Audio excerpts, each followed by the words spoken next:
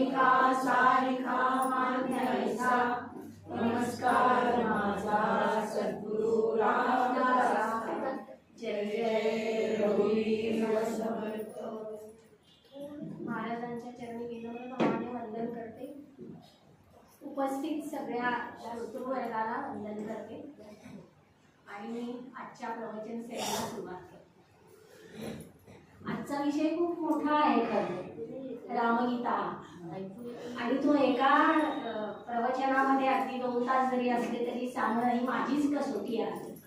काय सांगायचं आणि काय ठेवायचं असा मला खूप प्रश्न पडणार। त्याच्या आधी आजच्या विषयाला हात लावण्यापूर्वी कारण मला एक शंका एका बंधूंनी माझ्या विचारली आणि दुसरी एक शंका ताईंनी विचारली। त्या दोन्ही शंकांचं निरसन करून मग आपण पुढे जाऊया।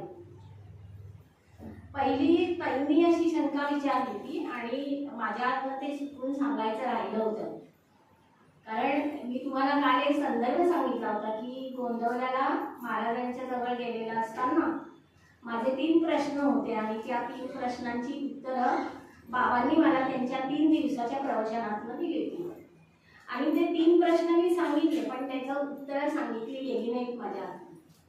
माझा पहिला प्रश्न असा होता, तो ताईंनी मला विचारला की ज्या ओंकाराचे अ म अर्धमात्रा आणि वरती बिंदू असं ओंकाराच्या या 4 मात्रा आणि वरती बिंदू असं 5 आहे आणि उपनिषदांमध्ये वगैरे सगळीकडे या वरच्या बिंदूचं स्पष्टीकरण आपल्याला कोणीही सांगत नाही, पण त्या बिंदूचं इतकं महत्त्व आहे की जर तो बिंदू आपण काढून टाकला तर ओमचा उच्चार होत नाही, म्हणजे बिंदू हा लागतोच। आणि माझ्या प्रबंधाचं जे असं महत्त्वाचा विषय होता तो हाच होता आणि माझा असा निष्कर्ष निघालेला होता की समर्थांनी या बिंदूचं स्पष्टीकरण केलेलं आहे। त्यांच्या राजबोधामध्ये तशा अर्थाच्या ओव्या आहेत। मग या बिंदूचं स्पष्टीकरण मी करते ते बरोबर आहे की नाही हे मला बाबांच्याकडून ऐकायचं होतं, म्हणून मी त्यांना पहिला प्रश्न हा विचारला होता की या बिंदूचं स्पष्टीकरण काय आहे। आणि मी जे केलं होतं ते अगदी बरोबर होतं, पण ते ज्यांनी सांगितलं काय ते मी तुम्हाला आत्ता सांगते की ब्रह्म हे एकटंच अस्तित्वात होतं आणि त्याला आपण एक आहोत आणि अनेक व्हायची इच्छा झाली। एको अहम बहुस्याम सर्वांना ऐकून माहीत असते। मग ती इच्छा झाली, तिथे पहिली मूळ माया आली। मी तत्वज्ञानाच्या भाषेतच सांगते, तिथे मूळ माया आली आणि ती अनेकत्वाने प्रकट झाली। पण मूळ काय होतं? सूक्ष्म परमात्म स्वरूप किंवा ब्रह्म हे एकमेव सूक्ष्म होतं। ते सूक्ष्म म्हणजे तो बिंदू आहे आणि त्या बिंदूपासून पुढे प्रवाह झाला मूळ माया म्हणजेच ईश्वर। आणि तत्वज्ञानामध्ये आम्ही उदाहरण देतो की आपल्याजवळ आता मी बोलले त्यांना की आपल्याकडे माती आहे नुसती आणि त्या मातीच्यापासून आपल्याला जर घट बनवायचा असेल किंवा मडकं बनवायचं असेल तर कोणीतरी ते बनवणारा लागतो ना। मातीने आपोआप काही घट बनत नाही, तो बनवण्यासाठी कुंभार लागतो। म्हणजे कुठलीही गोष्ट व्हायची असेल कार्यकारण सिद्धांत तत्वज्ञानामध्ये अशा वेगवेगळ्या उपपत्ती दिलेल्या आहेत। तसं ही सृष्टी तयार व्हायची आहे पंचमहाभूत आणि त्रिगुण म्हणजे अष्टधा प्रकृती आहे। गीतेत ते वर्णन आहे, सगळ्या संतांनी सांगितलेलं आहे। मग ही अष्टधा प्रकृती ही सगळी सामुग्री आहे, पण त्याच्यापासून ही सृष्टी निर्माण करणारा कोण आहे?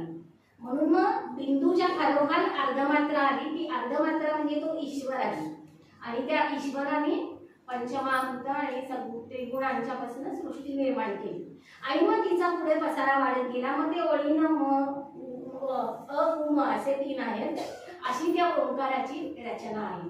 आणि हे तुम्ही बिंदूचं स्पष्टीकरण देत नाही की उपनिषदांमध्ये सुद्धा खूप शोध घेतला होता, पण ते बिंदूचा अर्थ काय कोणीच नाही, फक्त 4 मात्रांचा अर्थ सगळेजण सांगतात। पण माझ्या समर्थांच्या ह्याच्यात मला दिसलेलं होतं आणि बाबांनी मला पूर्ण त्याला संमती की बरोबर आहे हे जे म्हणताय। हा पहिला प्रश्न होता आणि दुसरा प्रश्न मी त्याचं सांगितलं होतं की समाधीवर आपण अनुग्रह घ्यावा का नाही घ्यावा असं मी विचारलं होतं। तेव्हा समाधीवरती घ्यावा, कारण बाबा म्हणाले होते की अशा महाराजांच्या ठिकाणी म्हणजे आम्ही गोंदवल्यात गेलो होतो तर ते म्हणजे त्या ठिकाणी त्यांनी देह जरी ठेवलेला असला तरी अस्तित्वानं ते कारण जेव्हा ते देहात असतात तेव्हा सुद्धा त्यांची विधेय स्थिती असते, काल आपण पाहिलं ते. म्हणजे देहाचं त्यांना काहीच भान नसतं, त्यामुळे ते सर्वत्र सूक्ष्म रूपामध्ये आत्मस्वरूपामध्ये त्यांच्या अस्तित्वात असतातच. आणि त्यामुळे तिथे आपण समाधीवरती गुरुमंत्र अनुग्रह घेतला तरी काहीच प्रश्न नाही.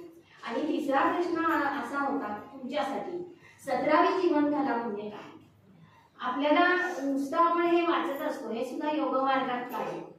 आता तेव्हा बाबांना मी विचारलेलं असताना त्यांनी 17वी जीवनकलेचा अर्थ तर सांगितलाच होता. 17वी जीवनकला म्हणजे काय आहे? ही योगाची स्थिती आहे, जेव्हा कुंडलिनी जागृती होते किंवा समाधी अवस्था जेव्हा असते तेव्हा ब्रह्मरंध्रामध्ये सहस्रदल चक्र असतं आणि तिथे अमृत असतं. आणि असं योगामध्ये सांगितलं जातं की तिथे चंद्र असतं, म्हणजे तिथे अमृताचं ते तळ, ते चंद्र तळ असं त्याला म्हटलं जातं त्या याला योगाच्या भाषेमध्ये.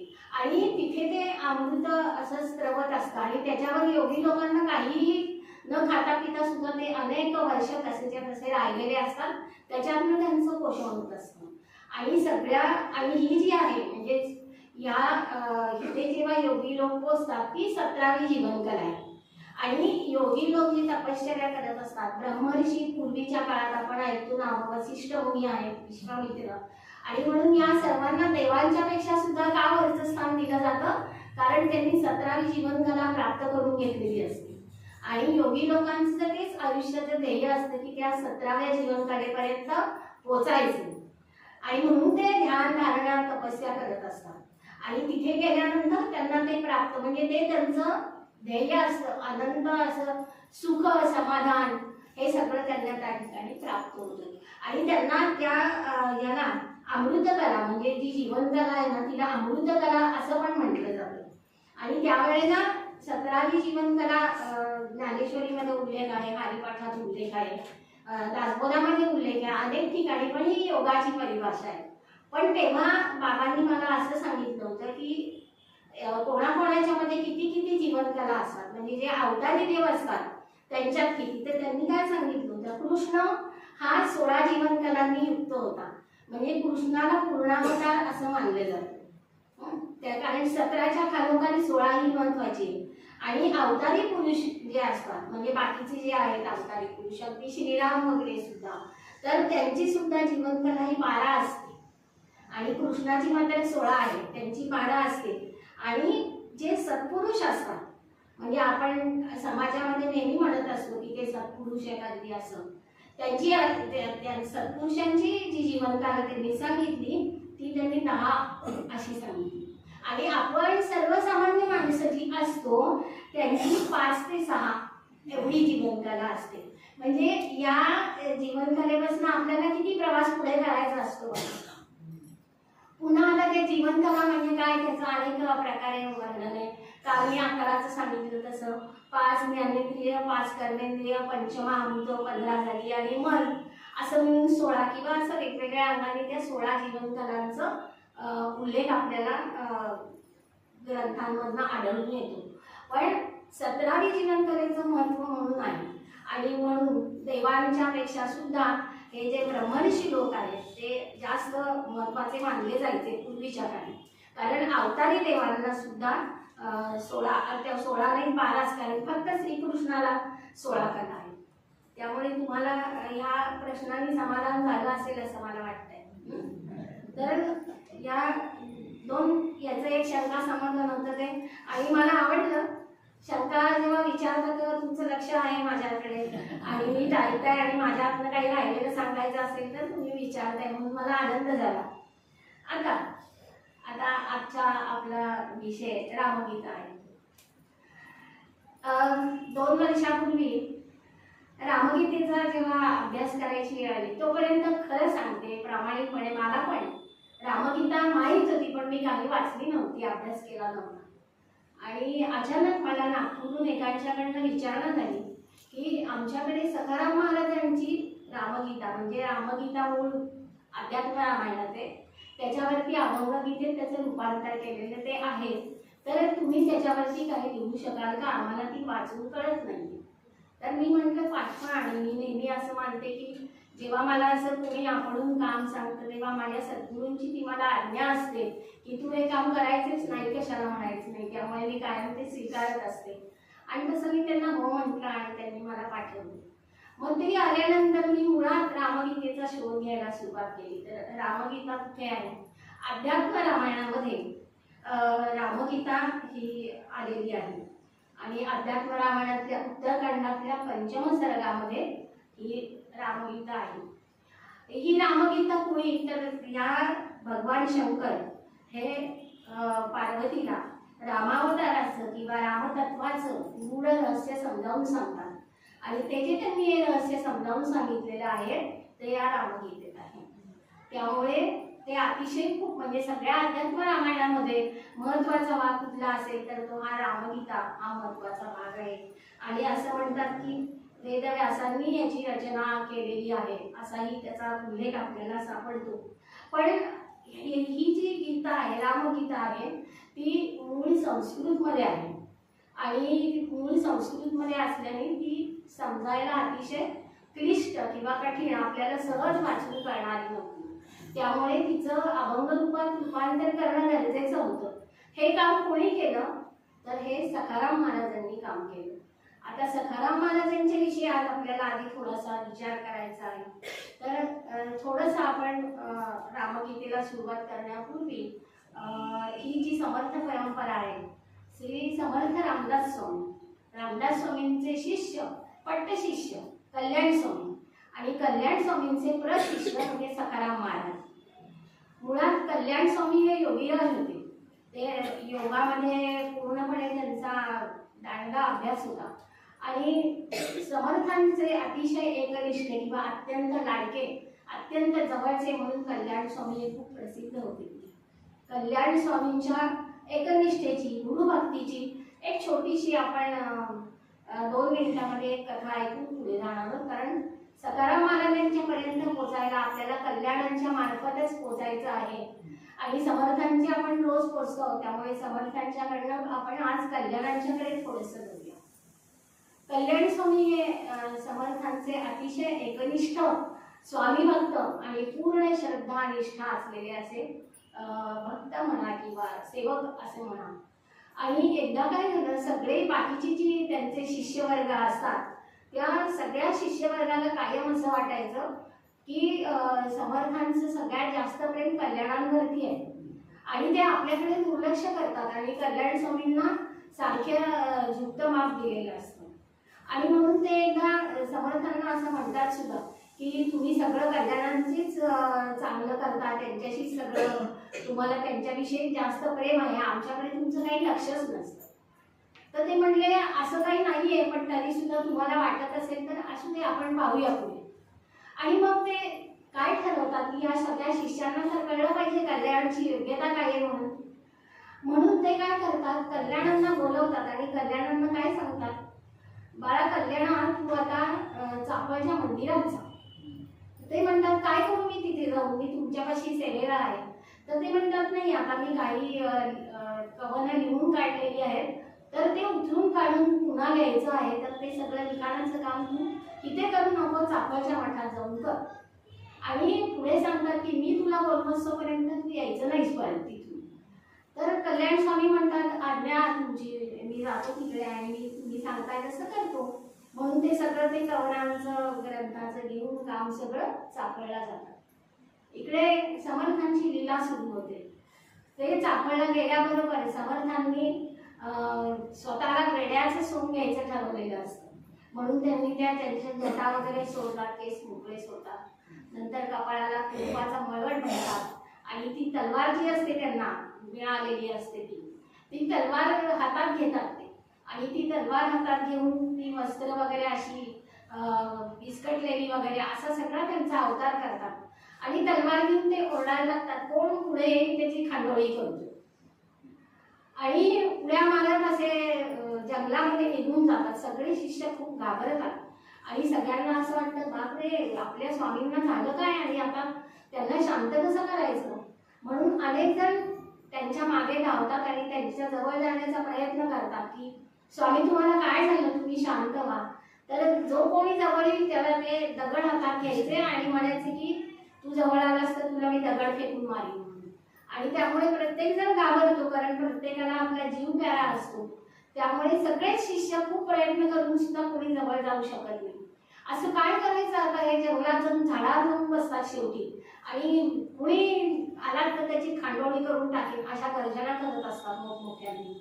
आता ही शिवाजी महाराजांच्या पर्यंत गोष्ट पोचते की समर्थांना वेळ लागला आणि ते जंगलामध्ये निघून गेलेत. आता काय करायचं आम्हाला कळत नाहीये. तेवढ्यात शिवाजी महाराज म्हणतात म्हणजे त्यांचा कल्याण कुठे आहे, तर ते म्हणतात त्याला चाफळला पाठवलेलं आहे, तो येणार नाही. ते म्हणले तुम्ही कल्याणांना बोलव म्हणा, त्याशिवाय कोणी करू शकणार नाही. म्हणून मग सगळेजण तिथे बोलवायला जातात. पण कल्याण स्वामी म्हणतात मला गुरूंची आज्ञा नाहीये, गुरूंनी मला बोलवल्याखेरीज मी तिकडे येऊ शकणार नाही. म्हणून ते सगळ्यांना परत पाठवतात. मग आता काय करायचं, कल्याण स्वामी तर यायला तयार नाही. शेवटी शिवाजी महाराज स्वतः जातात आणि शिवाजी महाराज त्यांना विनंती करतात की असं असं झालेलं आहे आणि तुमच्याखेरीज हे काम कुणीच करू शकणार नाही, तर तुम्ही त्यांना परत आणायचं कसं हे तुम्हीच करू शकाल. शेवटी ते तिथूनच सद्गुरूंच्या चरणी नमस्कार करतात आणि ते म्हणतात की मला आता येण्याची तिथे गरज आहे असं वाटतंय, आणि म्हणून ते काम सगळं संपवून ते गडावर आल्याबरोबर ते दुसरीकडे कुठेही जात नाहीत. ते पहिले स्वामी कुठे आहेत, आपले झाडावर कुठल्या बसलेले आहेत तिथे ते धावत जातात. त्यांना कल्याणांना पाहिल्याबरोबर समर्थांना कळतं आता आपलं सोंग सगळं जाणार, आपल्या आता काही उपयोग नाही याचा. ते झाडावरनं खाली उतरतात, पण तरी सुद्धा ते मोठमोठ्या ते आरोळ्या ठोकत असतात की पुढे ये तुझी खांडोळी करून टाकली, पुढे ये तुझी खांडोळी करून. कल्याण एक तसूवर सुद्धा घाबरत नाहीत किंवा मागे सरत नाही. ते मोठ्या दिलानं पुढे जातात जातात जातात जवळ जातात. समर्थ इकडे म्हणतात की तुझी खांडोळी करीन, तू येऊ नकोस कल्याणा. तरी ते कुणाचंही ऐकत नाही. आपल्या स्वामींचं नामस्मरण करत ते स्वामींच्या जवळ जातात आणि पुढे त्यांनी काय केलंय, अंगावर शाळा येतो हे सांगताना सुद्धा पुढे त्यांनी काय केलं, ते स्वामींच्या पुढे गुडघ्यावरती खाली बसले. त्यांच्या जटा होत्या, त्यांनी मान स्वामींच्या पुढे वाकवली आणि त्या जटा त्या सगळ्या पुढे उचलून धरल्या आणि त्यांनी स्वामींना विनंती केली की स्वामी एकाच गावामध्ये दोन तुकडे करा, अजिबात न घाबरता.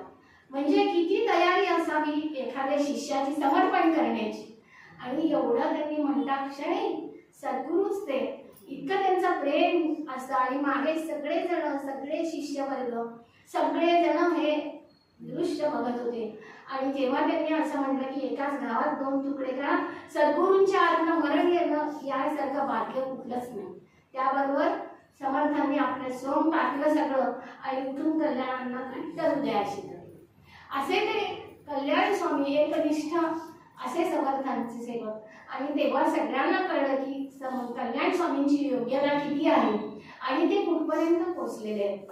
आणि त्या परीक्षेनंतर ही कल्याण स्वामींची खूप मोठी परीक्षा होती. त्या परीक्षेनंतर समर्थांनी त्यांना त्यांची जपाची माळ, त्यांच्याकडची वस्त्र दिली आणि त्यांना सांगितलं की कल्याण तू आता या आपल्या संप्रदायामध्ये अनुग्रह देण्यास योग्य झालेला आहेस.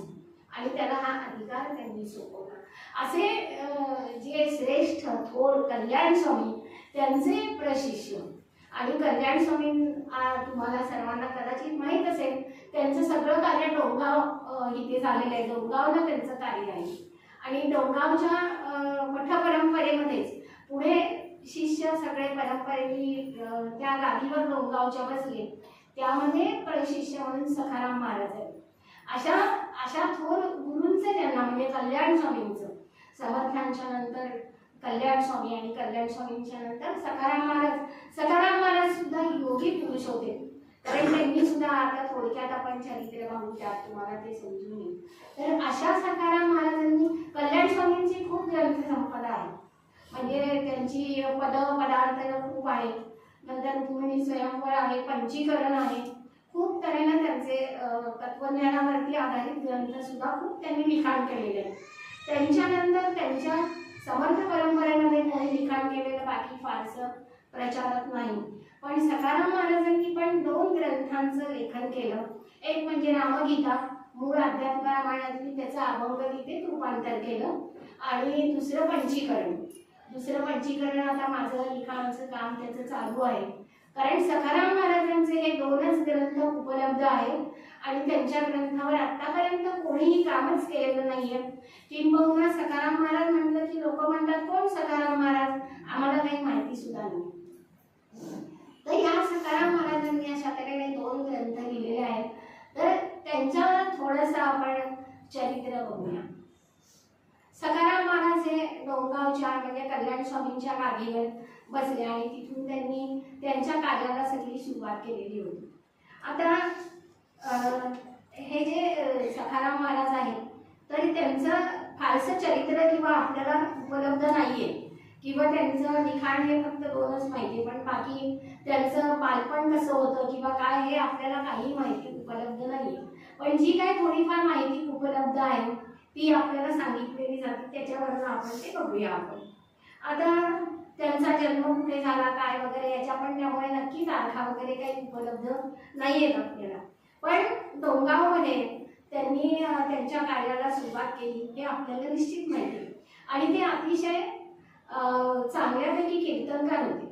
त्यांचा आवाज खूप सुंदर होता, म्हणजे ते चांगल्या तऱ्हेनं गायन पण करायचे आणि त्यांची जी कीर्तनं असायची त्यात ज्ञानभक्ती आणि वैराग्य अशा तऱ्हेनं सगळा विषय त्यामध्ये मांडलेला असायचा.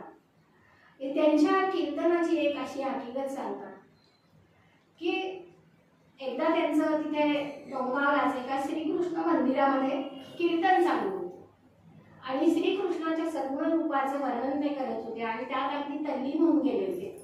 त्यांचं कीर्तन ऐकण्यासाठी लांब लांबून लोक गोळा व्हायची, कारण अतिशय सुंदर असं त्यांचं कीर्तन असायचं. त्याप्रमाणे मंदिर सगळं गच्च भरलेलं होतं, लोक तिथे खूप जमलेली होती आणि सखाराम महाराज कृष्णावरती त्याच्या सगुण रूपावरती त्याच्या भक्तीवरती सगळं कीर्तन करत होते. आणि हे कीर्तन ऐकताना लोक तल्लीन झालेली असतात आणि त्याच वेळेला त्या मंदिराच्या बाहेरून एक सरदार, कारण त्यावेळेला मोगल सम्राट त्याचं राज्य होतं आणि सरदार तिथून चाललेला असतो आणि त्या सरदाराबरोबर त्याचा लवाजमा पण असतो. पण सरदार जेव्हा त्या मंदिराच्या पुढून जात असतो तेव्हा त्याला असं दिसतं की अरे मंदिरात एवढी गर्दी आहे आणि कशासाठी लोक जमले, म्हणून तो कुतूहलाने थांबतो. आपल्या बरोबरच्या लवाजम्याला म्हणतो की तुम्ही इथेच थांबा आणि तो मंदिरामध्ये, तोही मुसलमान आहे पण तो मंदिरात येतो आणि तो म्हणतो काय चाललंय इथे बघावं.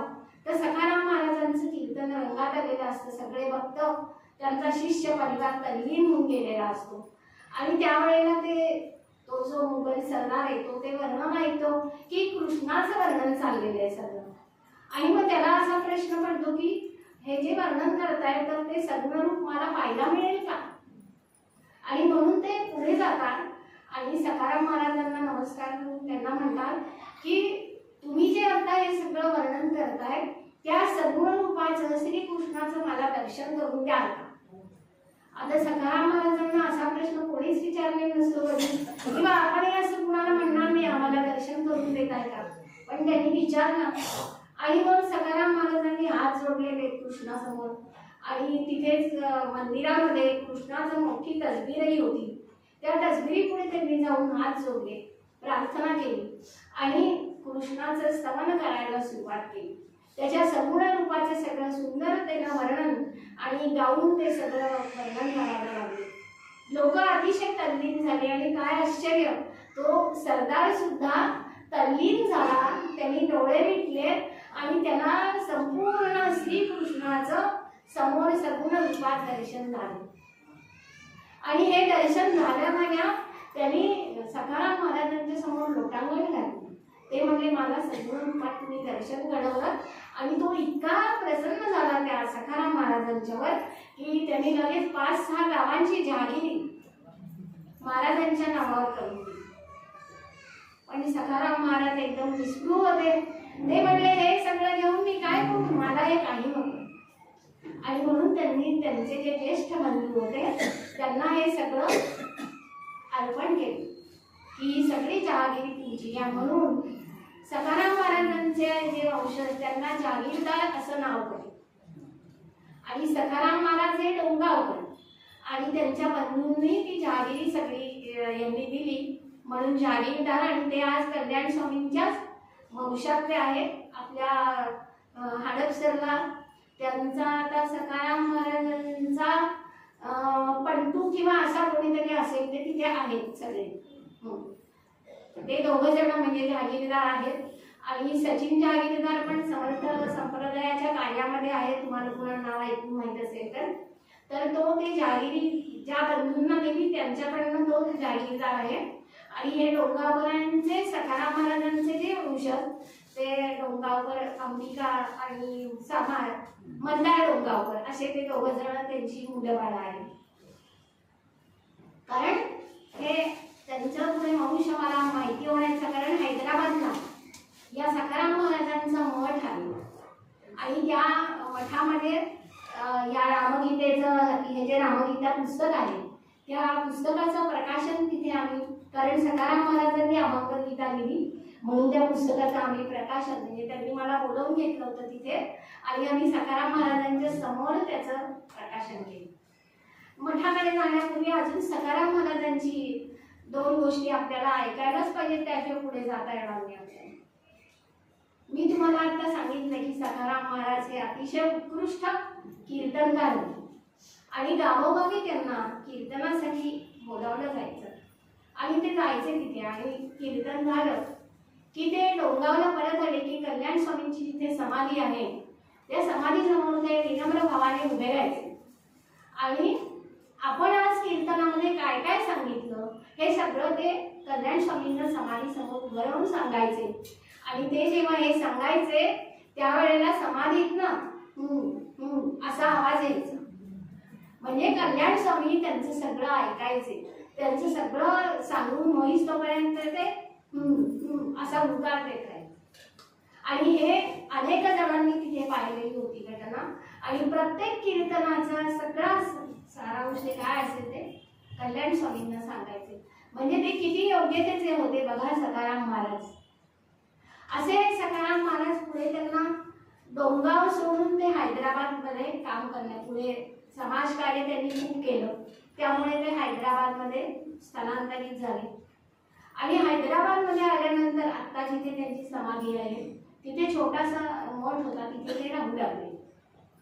आणि हैदराबादमध्ये आल्यानंतर त्यांना असं दिसलं की मोगल लोक जे आहेत ते अतिशय आपल्या लोकांना छळतायत, त्यांना अतिशय त्रास देत आहेत आणि या त्रासातून त्यांना कोणीतरी मुक्त करायला पाहिजे.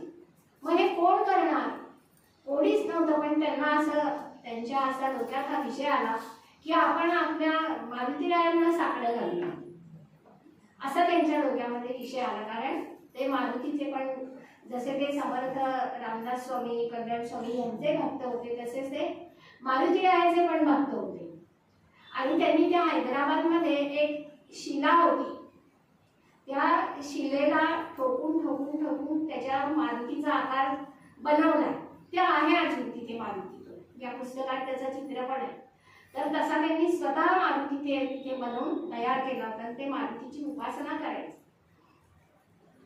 आणि त्यांच्या असं होतं की आपण आता हा सगळा आपल्या बांधवांचा सगळ्यांचा त्रास वाचवण्यासाठी आपण आता अनुष्ठान करूया. अनुष्ठान करायचं तर म्हणजे काय, जप करायला बसायचं असं त्यांनी ठरवलं होतं. आणि अनुष्ठान करायला प्रारंभ करण्याच्या पूर्वी त्यांनी एक मोत्याची माळ, तो जो त्यांनी मारुती घडवलेला होता स्वतःच्या हाताने, त्या मारुतीच्या गळ्यात ती माळ घातली. आणि ते काय म्हणाले बघा, ते म्हणाले लोकांना की या मारुतीरायांच्या गळ्यातली माळ ज्या दिवशी तुटून खाली पडेल त्या दिवशी मी समाधी घेणार. आणि अनुष्ठानाला बसले. 10 दिवस झाले, 20 दिवस झाले, 25 पुढे दिवस जात आहेत, त्यांचं अनुष्ठान चालू आहे. माळ गळ्यात आहे मारुतीच्या. बरोबर 40व्या दिवशी ती मोत्याची माळ खाली तुटून पडली. आणि ती माळ तुटून पडल्याबरोबर महाराज म्हणाले की झालं, माझं आता कार्य संपलं, मी आता जलसमाधी घेणार. आणि त्यांनी तयारी केली आणि खरोखर त्यांनी जलसमाधी घेतली, म्हणजे संजीवन समाधी त्यांनी घेतली. आणि हैदराबादच्या त्या मठामध्ये संजीवन समाधीच त्यांची आहे. थोडंसं पायऱ्याखाली उतरून आपल्याला जावं लागतं की तिथे ती त्यांची समाधी आहे, पण संजीवन समाधी आहे ते तिथे आहेत.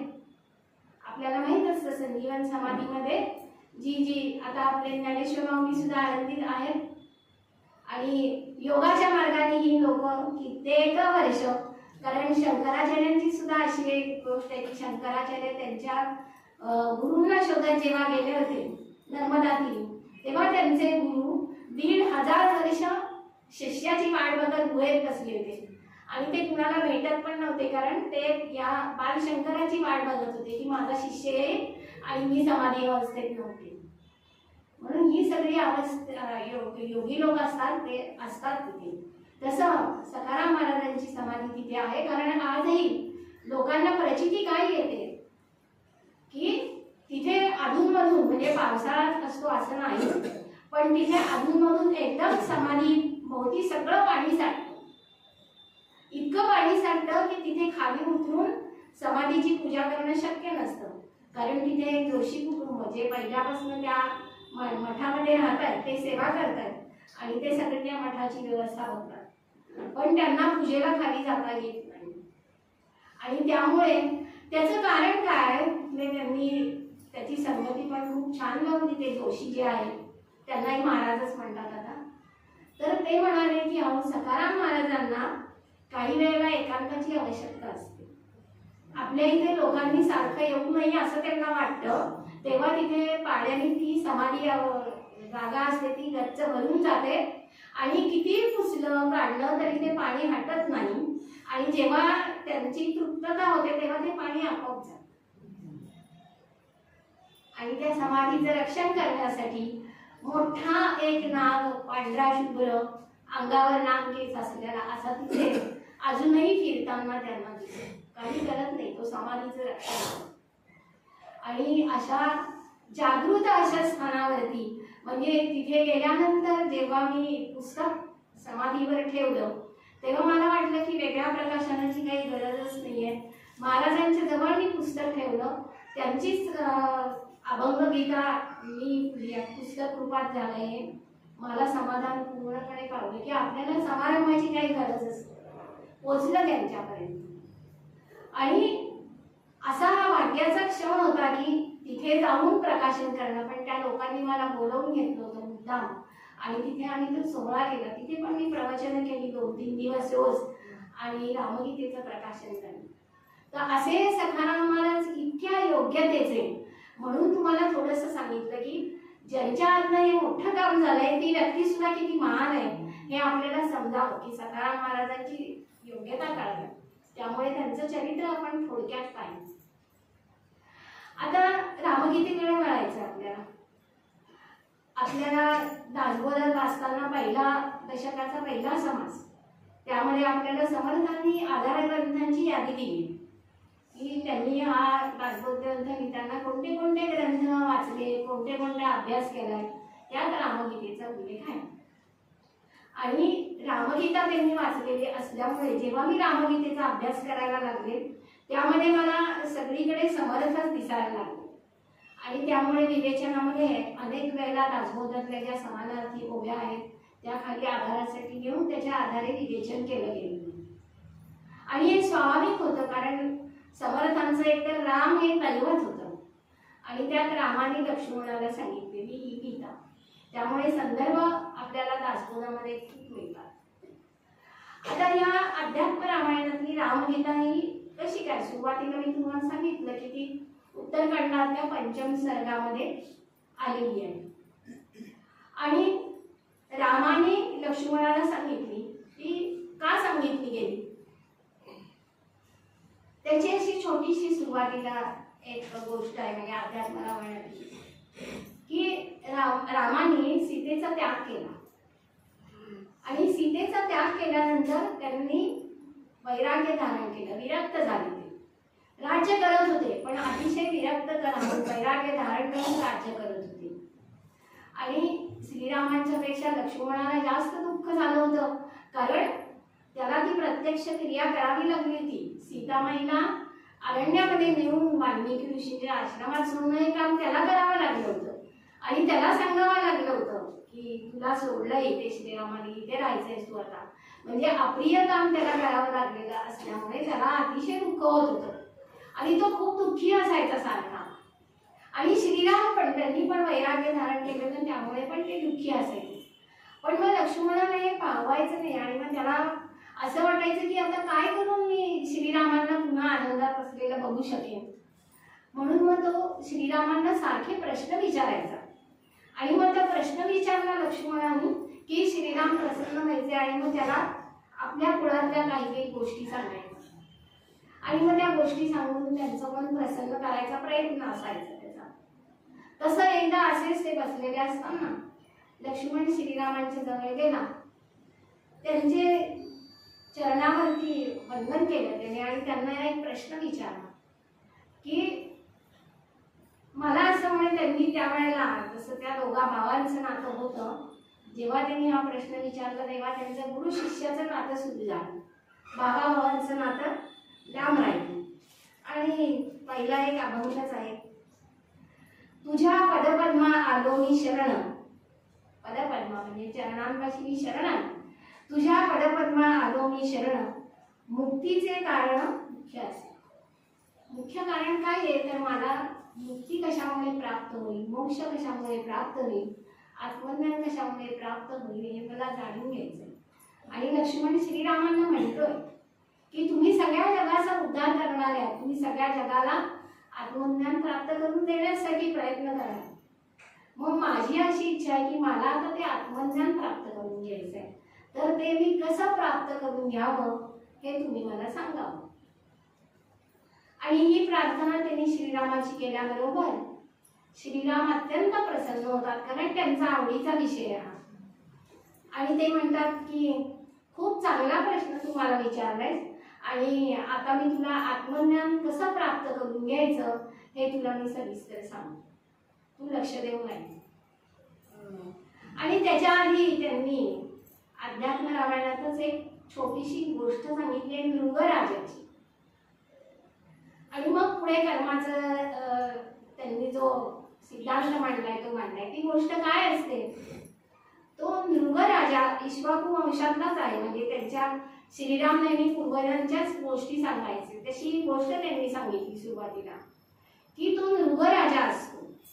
आणि त्या नृगराजाने एकदा ठरवलं की आपण ब्राह्मणांना गायी दान करायच्या.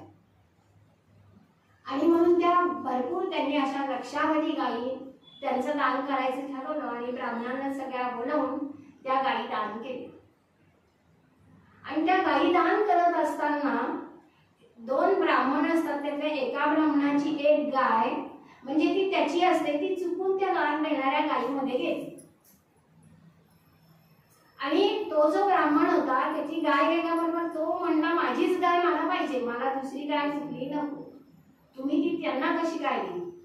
तर राजा म्हणतो की नाही माझ्या हातने चुकून झालं आहे, माझा तसा काही हेतू नका, तुला मी याच्या बदल्या 1000 गायी देतो, पण आता मी ती गाय जर दुसऱ्याला दिली दान दिली तर मी मागू कशी परत. तर तो म्हणतो नाही मला माझीच गाय पाहिजे.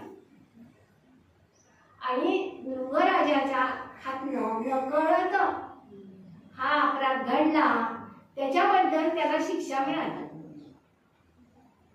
आणि त्याला मुंगुसाचा जन्म प्राप्त झाला, म्हणजे पुढल्या जन्म जो असतो. आणि त्यांनी अनेक वर्ष त्या ह्याच्यात भोगलं सगळं आणि पुन्हा त्याला माणसाचा जन्म प्राप्त झाला. पण सांगायचं कारण ही गोष्ट मोठी आहे, ती आपण गोष्टीत नको फार रमायला. सांगायचं कारण की एक छोटी चूक नकळत घडलेली म्हणजे कर्म हातनं चुकून नकळत घडलं त्याचं सुद्धा भोगावं लागतं आणि त्याच्यापासून कोणी मुक्त होत नाही. मग आपल्या हातनं किती कर्म अशी घडतात चुकीची, आपल्याला किती किती भोगावं लागणार आहे याची आपण कल्पनाच न केलेली बरी. आणि ही नृगराजाची गोष्ट सांगून पुढे त्यांनी सुरुवात केलेली आहे. आता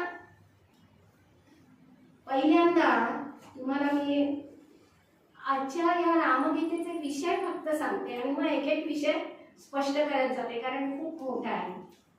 आता पहिला रामगीतेमधला जो विषय येईल तो कर्म आहे. त्या कर्मामधले मुख्य पहिले म्हणजे तुम्हाला पुन्हा एकदा ते नीट कळेल. त्या कर्मामध्ये 3 त्यांनी विषय सांगितलेले. श्रीरामांनी असं म्हटलेलं आहे की कर्मामुळे मुक्ती प्राप्त होत नाही आणि कर्म हेच पुनर्जन्माचं कारण आहे आणि म्हणून कर्माचा त्याग करावा, हे पहिलं त्यांनी सांगितलेले. आता श्रीराम जे सांगतात, विषय कठीण आहे म्हणून मी पुन्हा सांगणार आहे. श्रीराम काय सांगतात? कर्माचा त्याग करावा, कारण त्यांनी मुक्ती प्राप्त होते.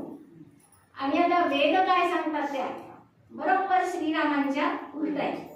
वेद असं सांगतात कर्म हे केलंच पाहिजे आणि न केल्यास दोष निर्माण होतो. कर्मामुळे ज्ञान प्राप्ती होऊन मोक्ष मिळतो. म्हणजे श्रीरामांनी सांगितलं त्याच्या बरोबर विरुद्ध विधान आहे. मग आता या दोन्हींचं स्पष्टीकरण आपण घेणार. त्याच्यासाठी आपल्याला 3 प्रकारची कर्म, त्याचा विषय घ्यावा लागेल. संचित, प्रारब्ध आणि क्रियमाण. आणि पुढे असं आहे, श्रीराम असं का म्हणतात ते आपल्याला पाहायचं आहे की पहिलं जे त्यांनी विधान केलंय, कर्मामुळे मोक्ष प्राप्त होत नाही, कारण कर्मामुळे अहंकार निर्माण होतो. आपण अहंकाराविषयी खूप वेळेला बोललो. आणि वासना निर्माण होतात. वासनेमुळे सकाम कर्म आणि निष्काम कर्म ही दोन्ही असतात. पण चित्ताची शुद्धी होईल अशी कर्म केली पाहिजे. त्याचं उदाहरणासकट आपण विषय चर्चा करताना घेणार. तर मुख्य कर्म हा आणि 2 वेगळी मतं असल्याने आपल्याला त्याला जास्त भर द्यावा लागणार आहे. पुढे जो आहे विषय तो ज्ञानाचा आहे. श्रीरामांनी असं म्हटलंय, विद्या विमोक्षाय विभाती केवला. म्हणजे ज्ञान हेच मुक्ती मिळण्याचं कारण आहे असं श्रीरामांनी आपल्याला सांगितलेलं आहे. आणि त्याच्यासाठी त्यांनी जी 4 वेदांनी 4 महावाक्य सांगितलेलं आहे, त्यातलं तत्वमसी हे वाक्य त्यांनी उदाहरण म्हणून घेतलेलं आहे आणि त्याचं स्पष्टीकरण केलंय. तो विचार आपण बघणार आहोत. तत्वमसीचा विचार करताना तुम्हाला घाबरून जाण्यासाठी नाही मी हे सगळे विषय सांगत आहे, पण त्याच्यात मूळ विषय काय आहे सगळं पहिलं समजावं म्हणून सांगते. तत्वमसीचा विचार करत असतानाच आपल्याला वेदांतला जो खूप प्रसिद्ध असा सिद्धांत अध्यास त्याला म्हणतात. कारण अध्यास कळल्याशिवाय कुठल्याही माणसाला वेदांत कळूच शकत नाही. त्यामुळे अध्यास हा खूप महत्वाचा आहे. त्या अध्यासाचं वर्णन यामध्ये आले ते आपण घेणार आहोत. ते झाल्यानंतर श्रीरामांनी यात अजून एक मोठा विषय घेतला म्हणजे बुद्धी. आणि बुद्धी आणि मन यांचा संबंध कसा आहे हे त्यांनी आपल्याला दाखवून दिलेले आहे. आणि ज्ञान, बुद्धी, मन हे सगळं झाल्यानंतर शेवट पुन्हा त्या बुद्धीचं सांगताना आपण ज्या 4 अवस्था सारख्या बघतो आहोत, जागृत, स्वप्न, सुषुप्ती, तुर्य नाही, या 3च अवस्थांचा श्रीरामांनी विचार केलाय. चौथी घेतलेली नाही, चौथा व्यय घेतलेला नाही, चौथी मात्रा घेतलेली नाही. मकार मात्रेपर्यंतच ते थांबतात, 3ऱ्या व्ययापर्यंतच थांबतात आणि 3ऱ्या अवस्थेपर्यंतच थांबतात. ते का? तो विचार आपल्याला महत्वाचा तिथे घ्यायचा आहे ज्ञानामध्ये. आणि हे सगळं झाल्यानंतर श्रीराम सांगतायत लक्ष्मणाला की अरे बाबा, तुला आता हे सगळं ज्ञान प्राप्त झालं असेल, पण तुला आता भक्ती केली पाहिजे. कारण ज्ञानाने अहंकार निर्माण होतो आणि पूर्ण शरणागती माझ्याशी. कारण तुला जेव्हा हे कळेल की सगळीकडे मीच भरून राहिलेला आहे, राम त्याच्या खेरी दुसरं काही नाही, तेव्हाच तुला खरं ज्ञान प्राप्त होईल. म्हणून आपल्याला शेवटी भक्तीपर्यंत नेलेला आहे. असा या रामगीतेचा एवढा मोठा खूप पसारा आहे आणि तो आपल्याला संपवायचा आहे. पहिलं कर्माचा आपण सुरुवात करूया. आता पहिलं श्रीरामांचं आपण जे वचन आहे त्याचा विचार नीट करायचा की कर्म हेच पुनर्जन्माच्या प्राप्तीचं कारण आहे. कारण काय? आपण जेव्हा एखादं कर्म करतो तेव्हा त्याच्या मागे वासना असते. उदाहरणार्थ आपल्याला काही कपडे आणायचे आहे किंवा अन्नधान्य काही आपल्या रोजच्या जीवनासाठी आवश्यक सगळं आणायचं आहे. जे जे लागतं ते त्याच्यासाठी आपल्याला पैसा मिळवावा लागतो आणि पैसा मिळवण्यासाठी आपल्याला कुठेतरी नोकरी करावी लागते. ते सगळं केल्याखेरीज आपल्याला काहीही करता येत नाही. म्हणजे तुम्हाला हे काहीतरी ऐहिकातलं सगळं तुमचं भागवण्यासाठी तुम्हाला पैसा म्हणजे प्राप्त व्हावाच लागतो. आणि तिथे कुठलीही गोष्ट मिळवण्यासाठी तुमची इच्छा किंवा वासना ही असते. त्यामुळे कुठलंही कर्म असं नसतं की ते कर्म करताय आणि तुम्हाला काही नको आहे.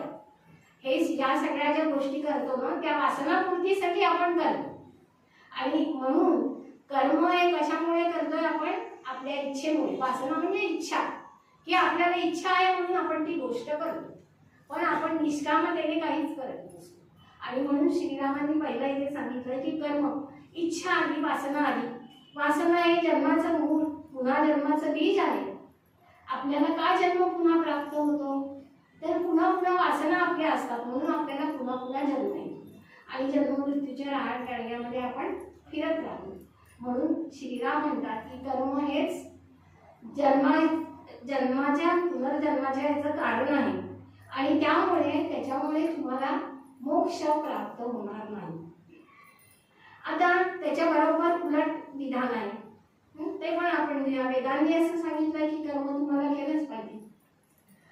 आता वेद जेव्हा असं सांगतात तेव्हा नित्य नैमित्तिक कर्म हे सांगितलेलं असतं.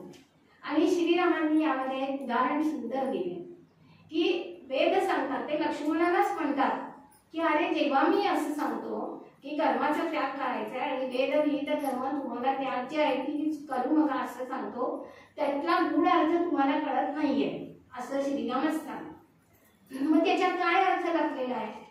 तर जेव्हा वेद आपल्याला सांगतात की नित्य नैमित्तिक कर्म आपण केली पाहिजे, उदाहरण दिलं त्यांनी यामध्ये की तेवढी की समजा तुम्ही पूर्वीच्या काळात यज्ञ याग वगैरे करता, म्हणजे कर्म करता की नाही?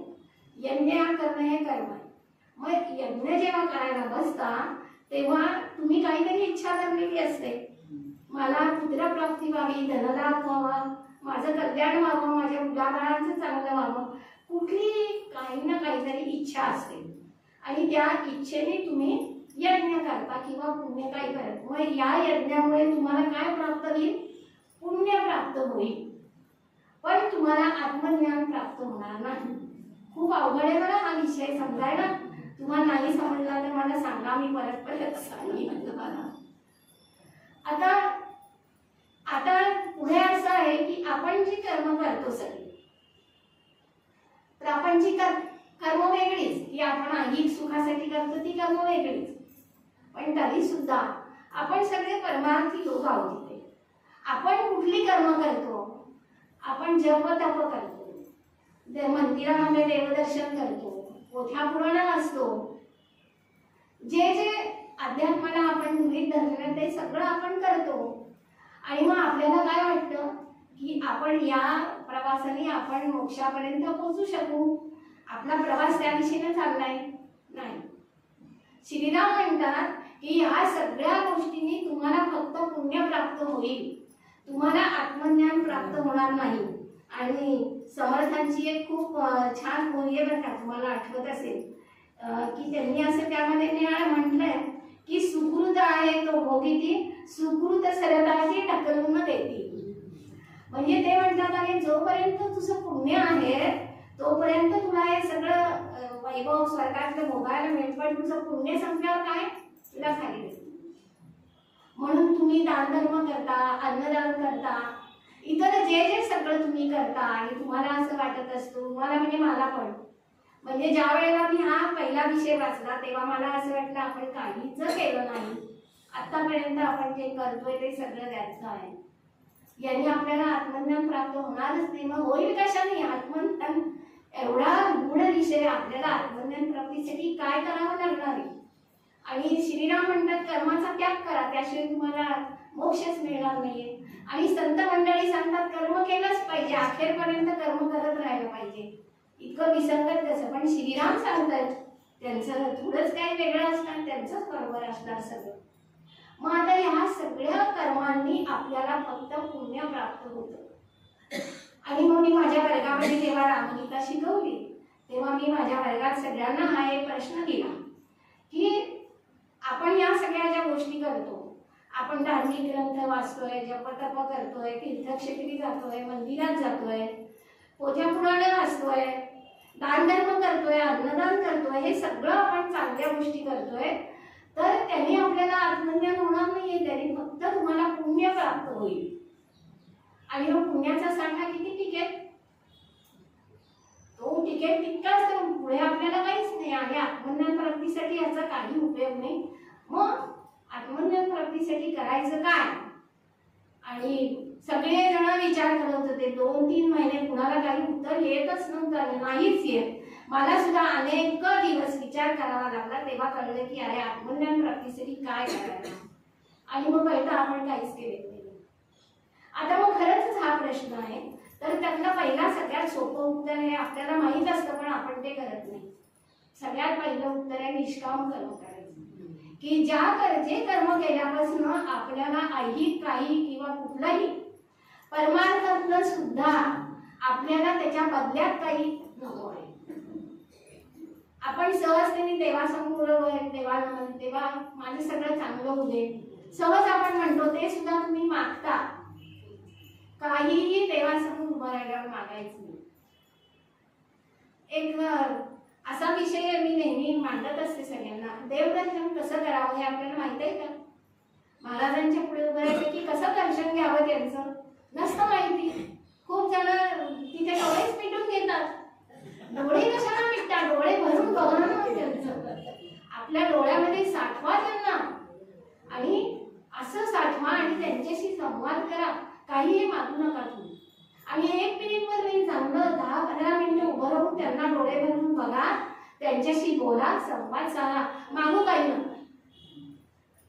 पण आपण असं देवदर्शन घेतच नाही, आपल्याला वेळच नसतो. आपण नुसतं असं करतो.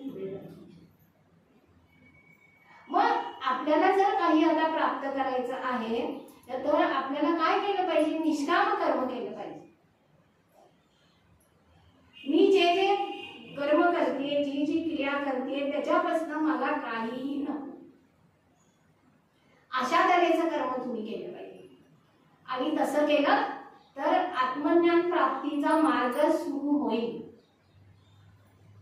त्यात अजून दुसरं एक काय आहे, मी असे बरेच शोधले, मी सगळे आज सांगणार नाही तुम्हाला. तुम्ही पण विचार करा की आपल्याला आत्मज्ञान प्राप्तीसाठी काय करायला हवंय.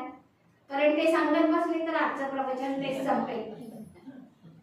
दुसरा 2 दिवस मी सांगितलाय तो दुसरा उपाय आत्मज्ञान प्राप्तीपर्यंत पोहोचण्याचा अंतःकरणाची शुद्धी, चित्तशुद्धी. परमार्थातलं सगळ्यात महत्वाचं आहे चित्तशुद्धी आणि वैराग्य, विवेक, वैराग्य. समर्थांनी सगळं आपल्याला दाखवण्यामध्ये हे सांगितलं. आपण चित्तशुद्धीसाठी वेगळा प्रयत्न करतो का? हे प्रश्न मी तुम्हाला विचारते बरं. ते तुम्ही स्वतःशी सोडवायचे, नुसतं ऐकून घरी निघून जायचं नाहीये. जे प्रश्न आहेत ते लक्षात ठेवा आणि त्या दृष्टीनं आपलं चिंतन सुरू व्हायला पाहिजे. मग आपण आपल्या चित्तशुद्धीसाठी काही वेगळा प्रयत्न करतो. आधी मुळात मला चित्त शुद्ध करायचंय म्हणजे मला समजतंय का मी काय करायचंय. आणि हे जर आपल्याला समजलं तर मग त्या दृष्टीनं आपण प्रयत्न करतो.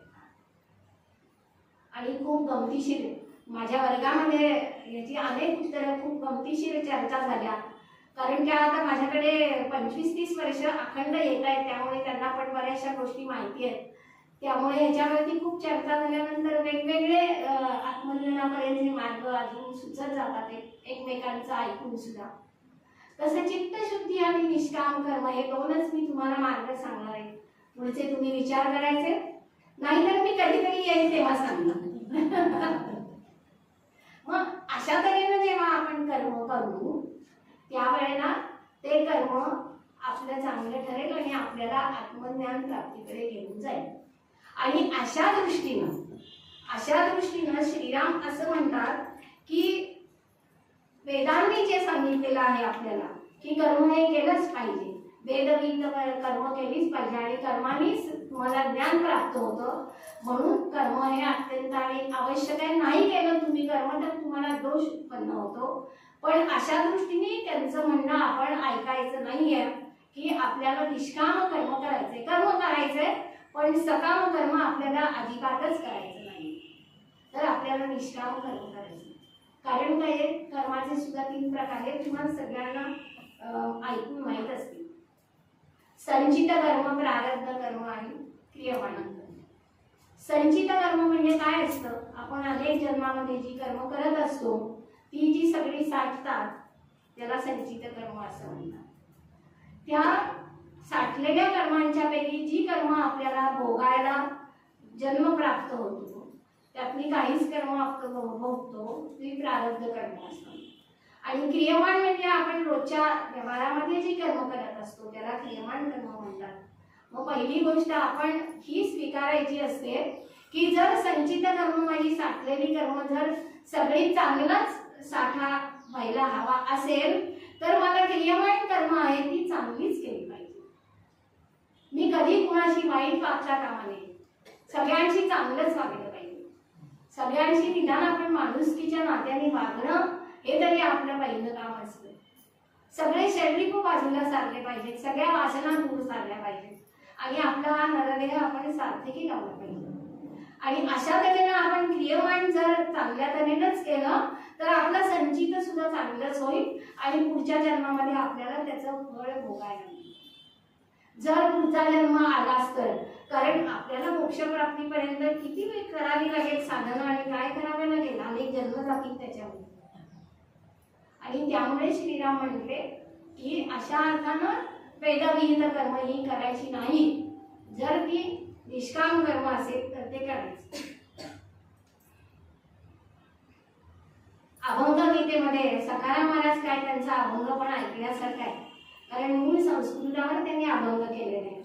शरीर होण्याला क्रियाची कारण प्रारब्ध चरण रूपतीच, धर्माधर्म बीज घडते त्यामुळे, सुख दुःख आपले देह वृक्षी, विषय प्रीतीने पुन्हा कर्म करी, पुन्हा देह धरी संचितानी. सगळ्या कर्मांचा सखाराम महाराजांनी उल्लेख केलेला आहे. ऐसे चक्रापरी भ्रमता संसारी, तया गुरु तारी राम. त्यांनी मूळ संस्कृतचं हे अभंग गीतेत भाषांतर केलेले आहे. आता कर्मामुळे आपल्याला ज्ञानप्राप्ती होत नाही हा श्रीरामांचा एका सिद्धांत झाला. मग आता ज्ञानप्राप्ती, आता ज्ञानाविषयी सुद्धा आपण खूप वेळेला बोललोय 2 दिवस. आज अजून एक वेगळं, दर वेळेला मी तुम्हाला ज्ञान म्हणजे काय याच्या वेगवेगळ्या व्याख्या सांगत असते. आज अजून एक समर्थांनी दासबोधात सांगितलेली ओवी आपण घेणार. ऐक ज्ञानाचे लक्षण. ज्ञान म्हणजे आत्मज्ञान, पाहावे आपणासी आपण या नाव ज्ञान.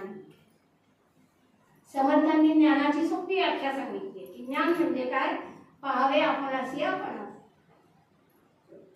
गमतीशीर गोष्ट आहे का बरं का.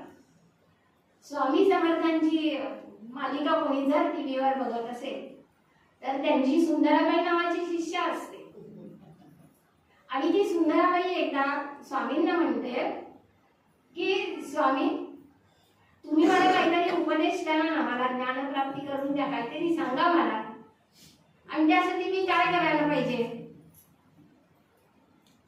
तर महाराजच का स्वामी समर्थ ते तिला म्हणतात की तुला तेच पाहिजे ना, तू आरशापुढे जाऊन उभी राहा आणि बघ आरशा.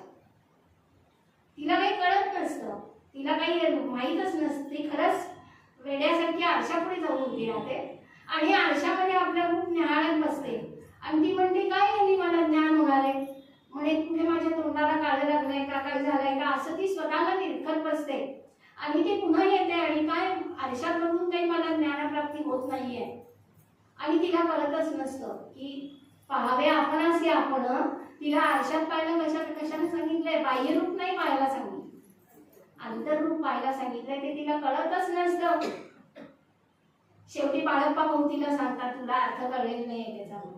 तसं आपल्या सगळ्यांचं आपण आरशात रोज बघतो पण आपल्याला दिसतं का आपलं आतलं रूप, काही दिसत नाही. काय आत आपल्या काही नाही, वरचा देखावा फक्त आपण फक्त अंतरंग आपण बघतच नाही. पण ज्ञान प्राप्त होणं म्हणजे काय, पाहावे आपणासी आपण या नाव ज्ञान. आपलं आपण पाहायचं म्हणजे आपलं अंतरंग आपण पाहायचं आणि त्याला ज्ञान असं म्हणतात. अभंगामध्ये काय म्हटलंय बघा त्यांनी, कर्म रे गणरी देही अभिमान, स्वरूपाचे ज्ञान तेथे नसे.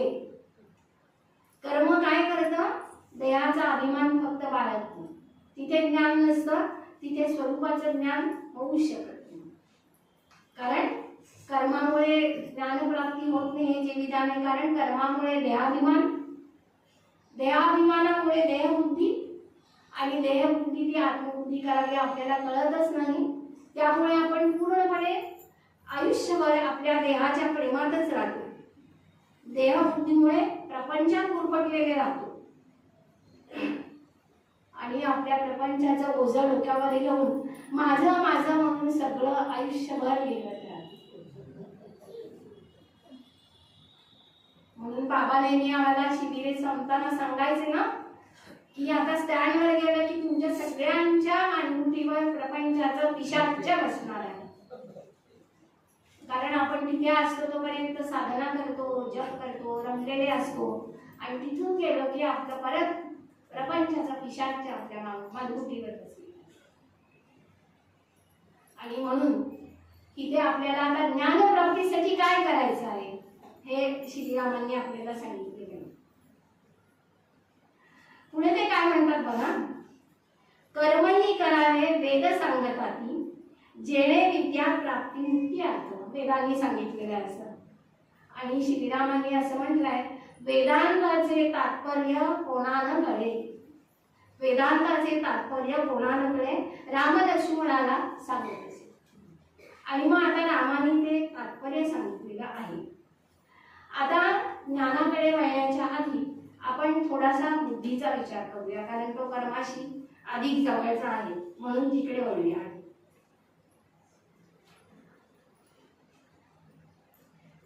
सखाराम महाराजांनी कर्माबरोबरच बुद्धीला खूप महत्त्व दिलेलं आहे आणि त्याचा कर्माशी जरा जवळचा संबंध आहे म्हणून तो विचार मी आधी घेते. आता प्रत्येक मनुष्य जेव्हा विचार करतो तेव्हा तो त्याच्या बुद्धीनं विचार करतो आणि बुद्धी जो निर्णय घेते ते मनापर्यंत पोचतं, पण ते आत्म्याला चिकटत नाही. आत्मा कुठलाही विचार करत नाही. खूप वेगळे विचार श्रीराम मांडतात. त्यामुळे बुद्धी विचार करते, त्याचा आत्म्याशी काही संबंध नसतो. मग आता हे एक उदाहरण देऊन ते मी परत सांगितले की बुद्धी, मन आणि वासना या तिन्हींचा आता कसा संबंध आहे बघायचा आपल्याला. बुद्धी सारासार विचार करते, बुद्धी सारासार विचार करते आणि एखादा निवडलेला मार्ग असते तो बुद्धी ठरवते आणि तो जो मार्ग असतो तो प्रत्यक्ष आचरणात आणण्यासाठी प्रवृत्तीची शक्ती लागते. प्रवृत्तीची म्हणजे काय, मनाची शक्ती लागते. म्हणजे बुद्धीनं घेतलेला निर्णय आचरणात आणण्यासाठी मनाची शक्ती लागते. एवढं कळलं? ही मनाची शक्ती आहे ती कशावर अवलंबून असते, तर ती वासनेवर अवलंबून असते. जर वासना तिथे चांगलं काम केलं तर तो निर्णय आचरणात येतो, तिने वाईट मार्गाने काम केलं तर तो निर्णय आचरणात येत नाही. आता आपण हे उदाहरण घेऊन बघूया.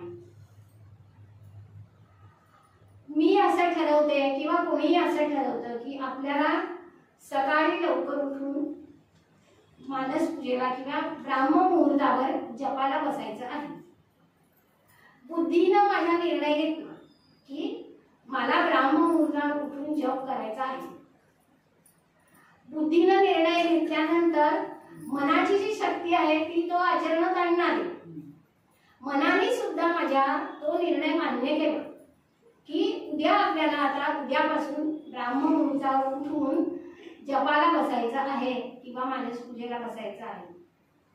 प्रत्यक्ष जेव्हा मी उद्या उठायची वेळ आली तेव्हा मी काय विचार केला, नको एवढी पहाटेची वेळ 3-4 वाजता कुठे, जरा झोपूया, आपण परत 2 दिवसांनी सुरुवात करूया.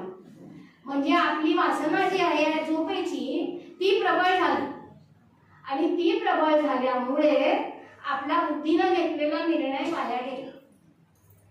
म्हणजे बुद्धी, मनाची शक्ती आणि वासना या तिन्हींचा एकत्रित संबंध आहे. मग आता चांगलं कार्य ती कसं करते बघा. बाबा आमटे कोर्टात रोज जेव्हा जायचे तेव्हा जाण्या येण्याच्या मार्गावर त्यांना एका पायरीवर तिथे कुष्ठरोगी बसलेला दिसायचा आणि त्या कुष्ठरोग्याला बघून त्यांच्या मनामध्ये विचार सुरू झालेले असतात की अशी अनेक जगामध्ये माणसं असतील की ज्यांचं कोणी नाही, जी अशी रस्त्यावर राहत आहेत, आपण त्यांच्यासाठी काहीतरी केलं पाहिजे, बुद्धीनं विचार केला आणि बुद्धीने ठरवलं की आपण आता हे कोर्टातली नोकरी बिकरी सगळं सोडून द्यायचं आणि कुष्ठरोग्यांच्यासाठी आपलं जीवन समर्पित करायचं. हा बुद्धीनं घेतलेला निर्णय मनाने स्वीकारला, ऐकला आणि वासना पण तशीच झाली की अरे तू तेच काम करायचं, तेच तुझ्या आयुष्याचं ध्येय आहे. त्यामुळे त्यांनी बाकी सगळीकडे त्याग करून कुष्ठरोग्यांच्यासाठी कामाला सुरुवात केली. तिथे वासना चांगली झाली आणि बुद्धी, मनाची शक्ती आणि वासना या तिन्हींचा एकत्र मिलाप झाला आणि मोठं कार्य हातनं घडून गेलं. आत्मतत्व आहे आपलं, ते काहीच करत नसतं, त्याला कशाचाही लेप नाही, काही नाही, ते आहे जागच्या जागी आहे. पण ही जी आपली कार्य म्हणून माणसाला बुद्धीची मोठी देणगी मिळाली ना, ती फक्त मनुष्यालाच ही देणगी, तर ती बुद्धी अशा तऱ्हेनं काम करते. पण सगळ्यात महत्वाचं वासना ही आहे. ती जर आड आली तर काही होत. आपण असे कित्येक निश्चय करतो आणि ते डळमळतात, सिद्धीला जातच नाही, कारण तिथे वासना प्रबळ होते. त्यामुळे पहिला वासनेचा त्याग करायला आपल्याला शिकायला पाहिजे. आता हे कर्माशी संबंधित असल्यानं हा विचार आधी घेतला. आता पुन्हा आपण थोडस तत्वज्ञानाकडे जाऊया. मी सोपं करून सांगायचा खूप प्रयत्न करते, कारण हे अत्यंत अवघड आहे आणि ते त्याच्यापेक्षा सोपं नाही करता येणार. म्हणजे माझा खूप प्रयत्न आहे तुम्हाला सांगण्याचा.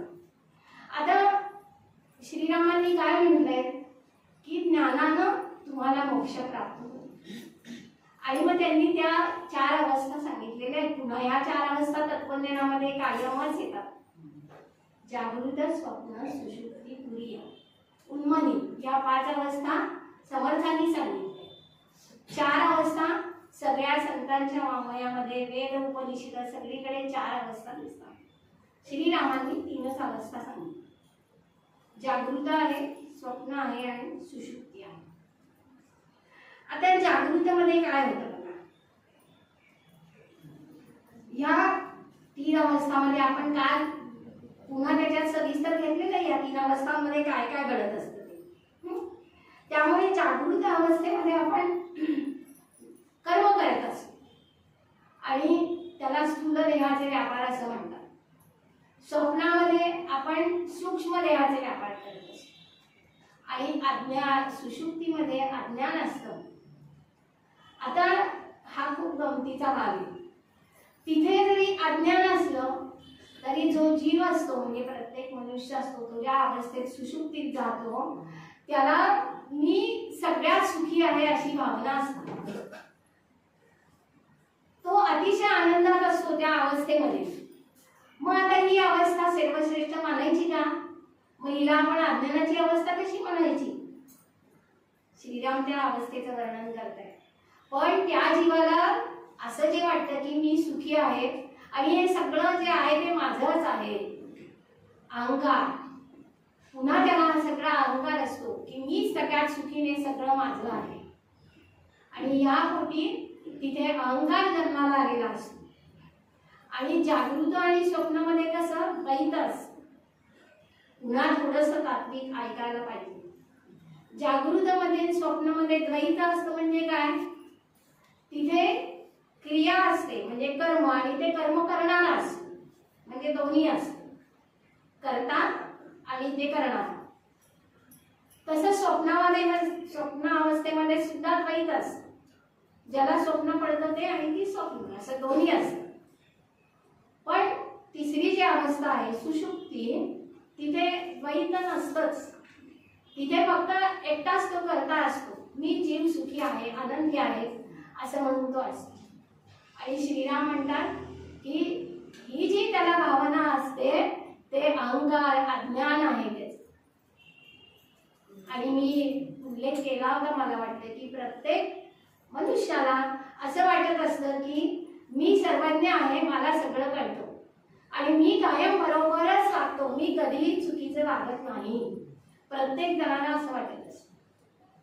आपण कुणाशी भांडताना सुद्धा जोरात आपण हेच सांगत असतो की तू चुकीचा आहेस, मीच बरोबर आहे. आणि हा प्रत्येकाला अहंकार असतो आणि हे आपलं अज्ञान आहे. आपल्याला काहीही कळत नसतं. जेव्हा आपण म्हणतो ना मला सगळं कळतंय, तेव्हा तुम्हाला काही कळत नसतं, शून्य असतं म्हणतो. आणि श्रीराम सांगतात की ही अवस्था तुमची समजून घ्या, तुम्ही सगळे अज्ञानी आहात. मग जर आपल्याला ज्ञान प्राप्त करून घ्यायचं असेल तर आधी आपल्याला अज्ञान म्हणजे काय कळायला नको का? आपला अहंकार त्यामुळे वाढतच जातो, कारण आपल्याला अज्ञानाची अवस्था म्हणजे काय हे माहितीच नसतं. मग हे अज्ञान दूर करणं हे महत्वाचं आहे. आणि म्हणून श्रीरामांनी आपल्याला इथे सांगितलंय की सुषुप्ती ही जी अवस्था आहे ही अत्यंत महत्वाची. आता मग या ज्ञानापर्यंत कसं पोहोचायचं? तर वेदांनी सांगितलेली 4 महावाक्ये, त्यातलं श्रीरामांनी फक्त तत्वमसी घेतलेलं आहे, त्याचा आपण ज्ञानाकडे चाललेलो आहोत. आपण सुषुप्तीला थोडा वेळ इथे बाजूला ठेवा, कारण त्या वाक्याचा विचार केल्याशिवाय सुषुप्ती पुढे जाता येत नाही. 4 वेदांची 4 महावाक्य काय आहे ती पहा. ऋग्वेदाचं वाक्य काय आहे? मग प्रज्ञानम ब्रह्म. यजुर्वेदाचं वाक्य काय आहे? अहम ब्रह्मास्मि. सामवेदाचं वाक्य काय आहे? तत्त्वमसि. आणि अथर्ववेदाचं वाक्य काय आहे? अयम आत्मा ब्रह्म. अशी 4 वेदांनी 4 वाक्य महावाक्य ज्याला संबोधलं जातं अशी सांगितलेली आहे. त्यातलं जे तत्त्वमसि ते वाक्य श्रीरामांनी फक्त त्यांच्या या ग्रंथामध्ये विवेचनासाठी घेतलेलं आहे. आता तत्त्वमसि म्हणजे काय? तत्त्वम असि या 3 पर्यंत. आणि एक गमतीचा भाग मला अभ्यास करताना जाणवला की श्रीरामांनी असं सांगितलं, तत्त्वमसीचं विवरण सुरू करायच्या आधी ते असं म्हणतात की कुठल्याही एखाद्या वाक्याचा जेव्हा आपल्याला अभ्यास करायचा असेल तेव्हा त्यातल्या प्रत्येक पदाचा अर्थ समजावून घेणं आवश्यक आहे. आणि मी तेव्हा श्रीरामांना सांगून टाकलं की मला माझ्या सद्गुरूंनी पहिल्या लेखनाच्या सुरुवातीच्या पुस्तकापासून हे सांगितलेलं आहे की प्रत्येक शब्दाचा अर्थ समजल्याखेरीज पुढे लिहायचं नाही. आणि श्रीरामांनी तेच सांगितलं, त्यांच्या ग्रंथामध्ये त्याची ओवी आहे तशी की प्रत्येक पदाचा तुम्ही अर्थ समजून घ्या, त्याशिवाय तुम्हाला पुढे जाता येत नाही. आता तत्त्वम असि यामध्ये 3 आहेत. एक तत्त्वम, तत् म्हणजे ब्रह्म, तत्त्वम म्हणजे जीव, असि जीव आणि ब्रह्म यांचं ऐक्य आहे, म्हणून तत्त्वम असि. 4 वेदांची महावाक्य हेच अर्थ सांगतात. जीव आणि ब्रह्म यांचं ऐक्य दर्शवणारीच ही वाक्य आहे. आणि त्यामुळे आपण जो वेदांताचा परमसिद्धांत म्हणतो की ब्रह्म सत्यम जगत मिथ्या जीवो ब्रह्मैव नापरा, तो अशा तऱ्हेनं आहे.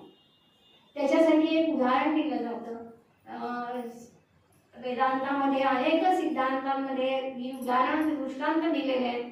पाणी आणि त्याच्यावरती उठणारे तरंग लाटा, ते आपल्याला वेगळं वाटतं पाण्यापासून, पण ते तसं नसतं. पाण्यावर जेव्हा तरंग दिसतात, बुडबुडे दिसतात, तो त्याचाच एक भाग असतो, त्याच्यापासून वेगळं नसतं. किंवा रज्जू सर्प म्हणजे विवर्तवाद, अजातवाद, हे सगळे जे तत्वज्ञानातले आहेत त्याच्या सहाय्यानं जी माया आहे किंवा मायावाद आहे तो स्पष्ट करून सांगितला जातो. आपल्याला पुन्हा त्या खोलात एवढं नाही शिरायचं, कारण ते खूपच वेगळा विषय आहे. तर मग आता त्यांच्यामध्ये हे जे तत्त्वमसि त्याच्यामध्ये दोन्हींची एकरूपता, ऐक्य दाखवलेलं आहे. तू आणि मी हे एकच आहोत हे त्यात सांगितलेले आहे. आणि त्यामुळे तत्त्वमसि याचा आपल्याला अर्थ कळत नाही. आपलं तू आणि मी हे एक आहोत म्हणजे अद्वैत हे ज्ञान जोपर्यंत मनुष्याला होत नाही तोपर्यंत तो आत्मज्ञानापर्यंत किंवा मोक्षापर्यंत पोहोचू शकत नाही. आता याचं ज्ञान होण्यासाठी, तत्त्वमसि हे कळण्यासाठी आपल्याला अभ्यास, वेदांतातला हा खूप खूप महत्त्वाचा विषय आहे. शंकराचार्य काय किंवा कोणी सगळ्यांनी सांगितलं की तुम्हाला जोपर्यंत अभ्यास समजत नाही तोपर्यंत तुम्हाला वेदांत समजत नाही. अभ्यास म्हणजे काय बघा, आता अगदी सोपं करून तुम्हाला मी सांगायचा प्रयत्न करते आहे. अभ्यास म्हणजे एका वस्तूवर दुसऱ्या वस्तूचा आरोप केला जातो, त्याला अभ्यास म्हणतात.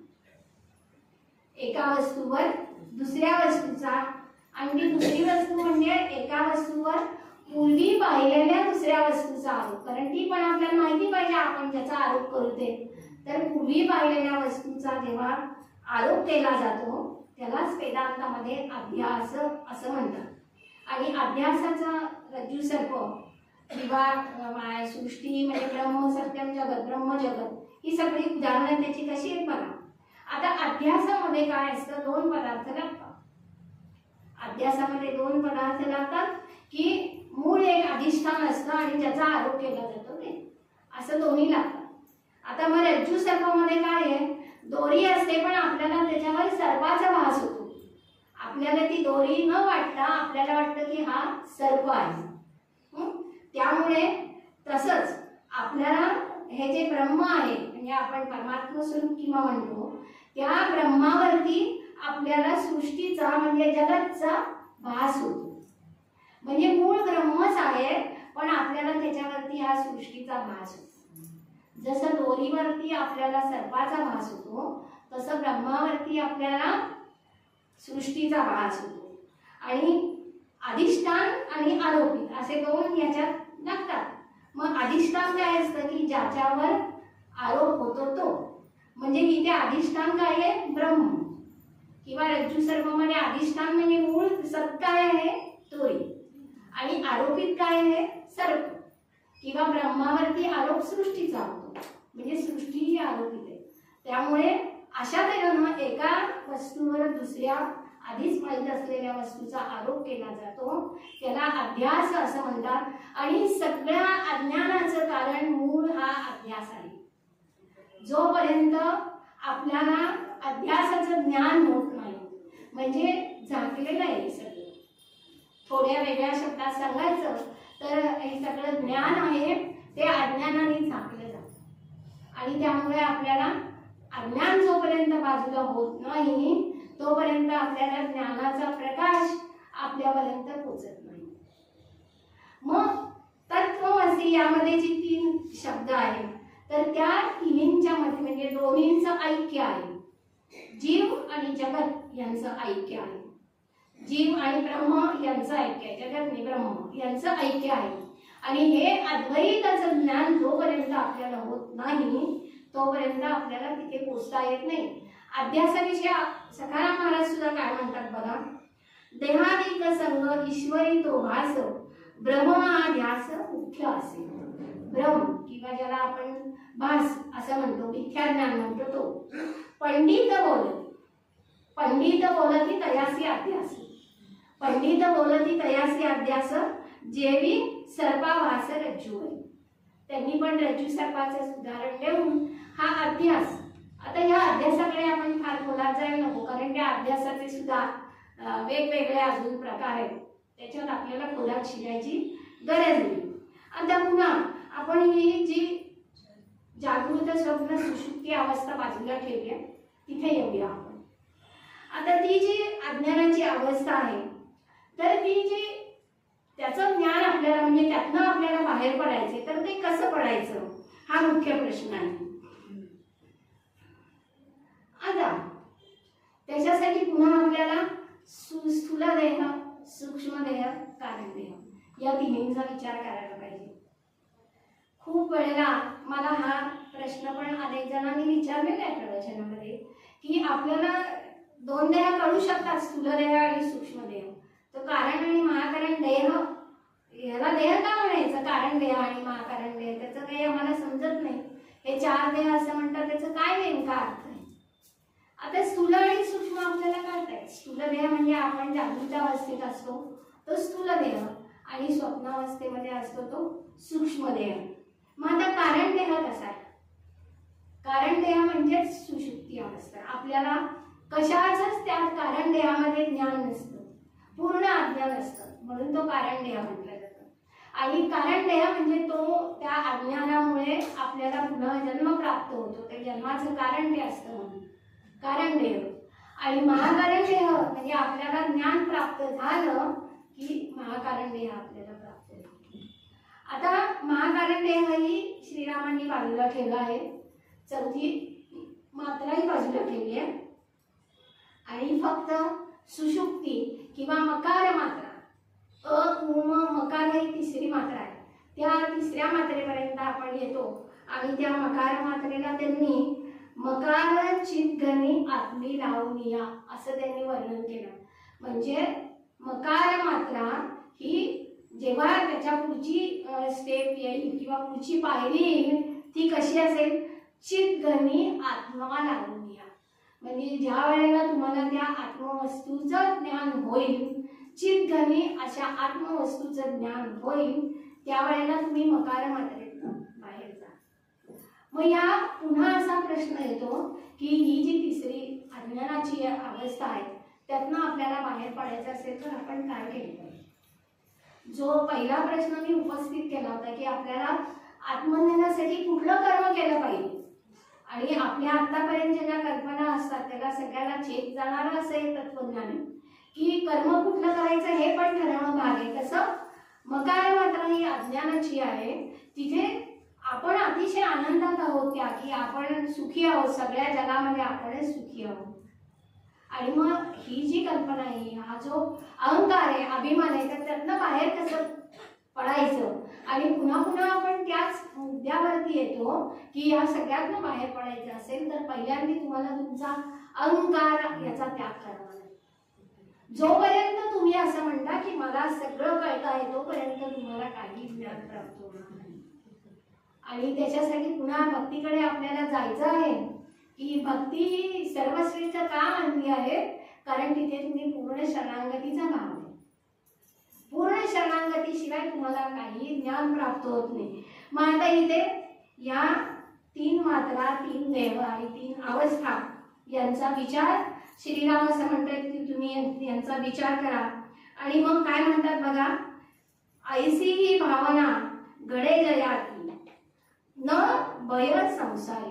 म्हणजे या मकार मात्रेतनं किंवा कारण देहातनं जो बाहेर पडेल किंवा सुषुप्ती या अवस्थेतनं जो बाहेर पडेल त्याला संसाराचं कुठलंही भय राहणार नाही. ते काय म्हणतात, ऐसी भावना म्हणजे तेव्हा या तिन्हींचा. आणि मग तिन्हींचं कसं तर त्यांनी तिथे लिहिलेलं आहे, आता हे खूप समजायला अवघड आहे बरं का, की ह्या 3 ज्या अवस्था आहेत ना त्यांचा एक एक अवस्थेचा त्याग करायचा आहे. खूप अवघड गोष्ट आहे. स्थूल देहाचाही त्याग करायचा आहे, सूक्ष्म देहाचाही त्याग करायचा आहे आणि कारण देहाचाही त्याग करायचा आहे. आणि या 3 देह तुम्ही एक एक मागे सोडत जायचंय. हे जे एक एक मागे सोडत जाणं आहे ते अत्यंत अवघड आहे. पण श्रीराम असं म्हणतात की या तिन्हींचा जेव्हा नाश होईल, स्थूल सूक्ष्म आणि कारण या तिन्हींचा जेव्हा नाश होईल तेव्हा जी स्थिती तुम्हाला निर्माण होईल, प्राप्त होईल ती ज्ञानाची स्थिती असेल. त्यामुळे मी तुम्हाला सुरुवातीला सांगितलं होतं की हे खूप समजायला अवघड आहे, खोलात जायला पाहिजे, खूप चर्चा करायला पाहिजे, नुसतं मुद्दे सांगून उपयोगी नाही.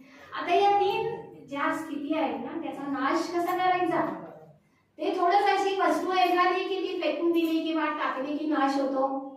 देह तर आपलाच आहे, पण देह सोडायचा, नाश याचा अर्थ तो देह त्यागायचा. म्हणजे कसं सांगू आता मी, मला सांगायला पण देह सोडायचा म्हणजे मरणच असा अर्थ नाहीये त्याचा. देहाचा त्याग, मनाचा त्याग हा अभ्यासाने करायचा असतो, ज्ञानाच्या साह्याने करायचा असतो. खऱ्या अर्थी शाब्दिक अर्थ त्याचा नाही घ्यायचा, त्याचा त्याग करायचा म्हणजे. आणि मग असा जेव्हा तुम्हाला त्याग करणं जमेल म्हणजे थोडक्यामध्ये काय, आपला देह हा खरा नाही, देहाविषयी आसक्ती वाटणं सगळं सोडून द्यायचं, तेव्हा तुम्ही देहाचा नाश करू शकाल. आणि सूक्ष्मामध्ये सुद्धा जे तुम्ही विहार करत असता ते सगळं मिथ्या आहे, खोटं आहे, काही खरं नाही.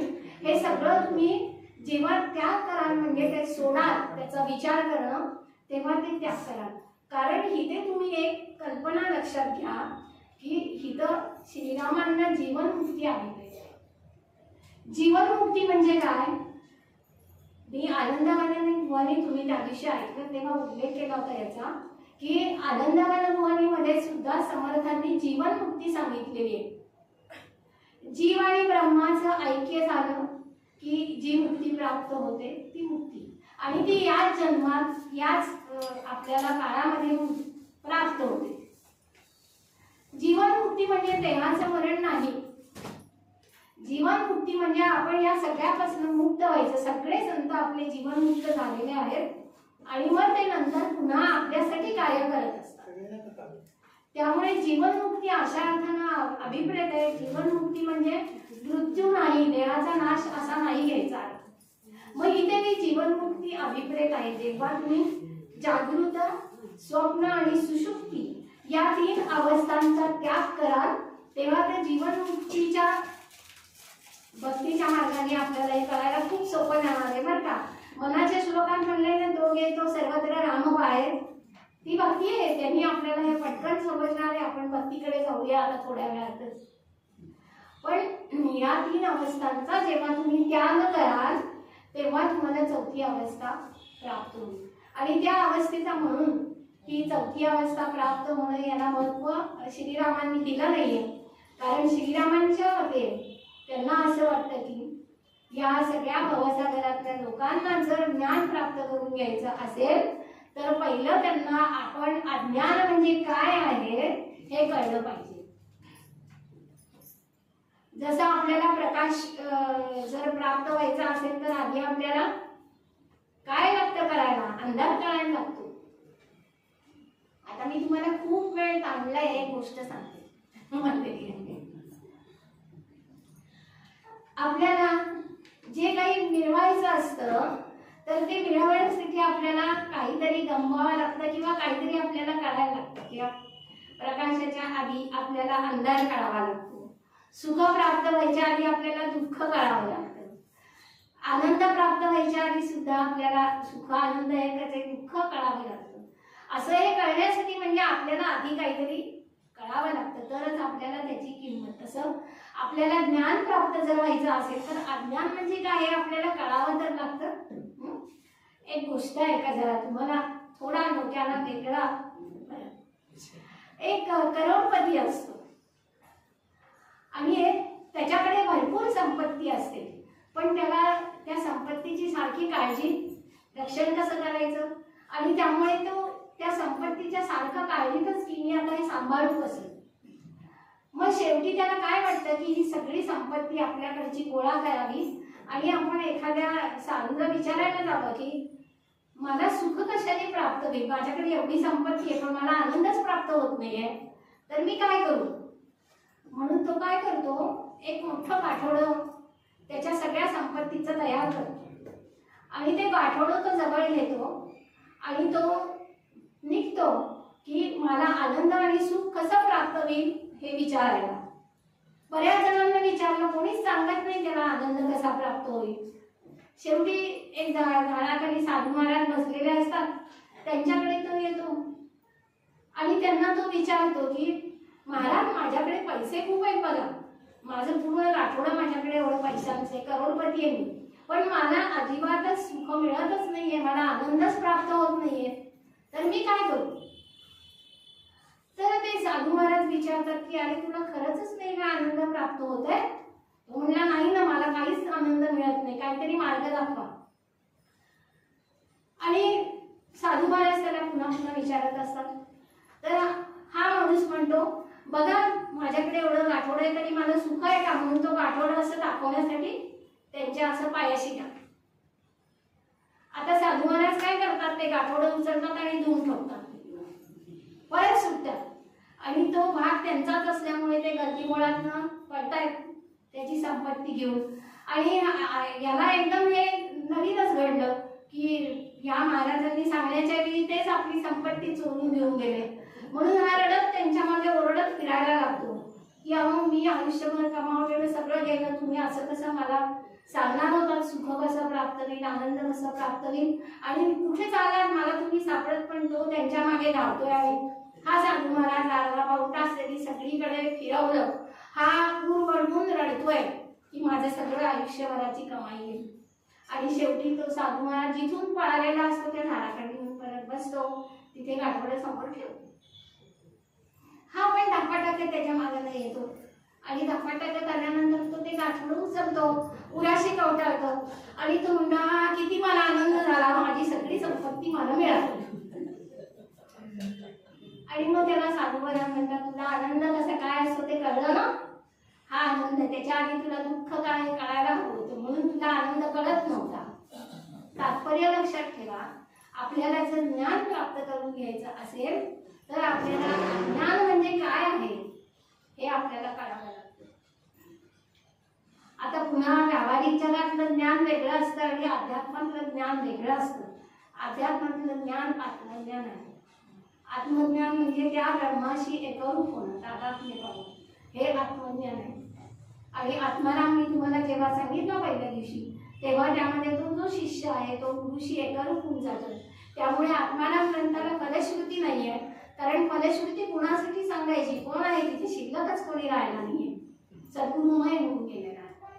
तर असं आपण सद्गुरुमय होऊन जाणं, त्यांच्याशी एकरूप होणं ही पूर्णपणे आत्मज्ञानाची स्थिती आहे. आणि म्हणून कालही मी सांगितलं होतं सद्गुरूंच्या वरती बोलताना की सद्गुरूंनी समर्थ रामदास स्वामींनी सुद्धा त्यांच्या ग्रंथाच्या आरंभी सद्गुरूंचं स्तवन करताना पुन्हा पुन्हा त्यांना भरून येतं आणि ते म्हणतात की मी तुमच्यापासून वेगळा नाहीच आहे, तर मी कसं स्तवन करू, कारण स्तवनाला सुद्धा 2 जण लागतात, ज्याचं स्तवन करायचं तो आणि जो करणार आहे तो.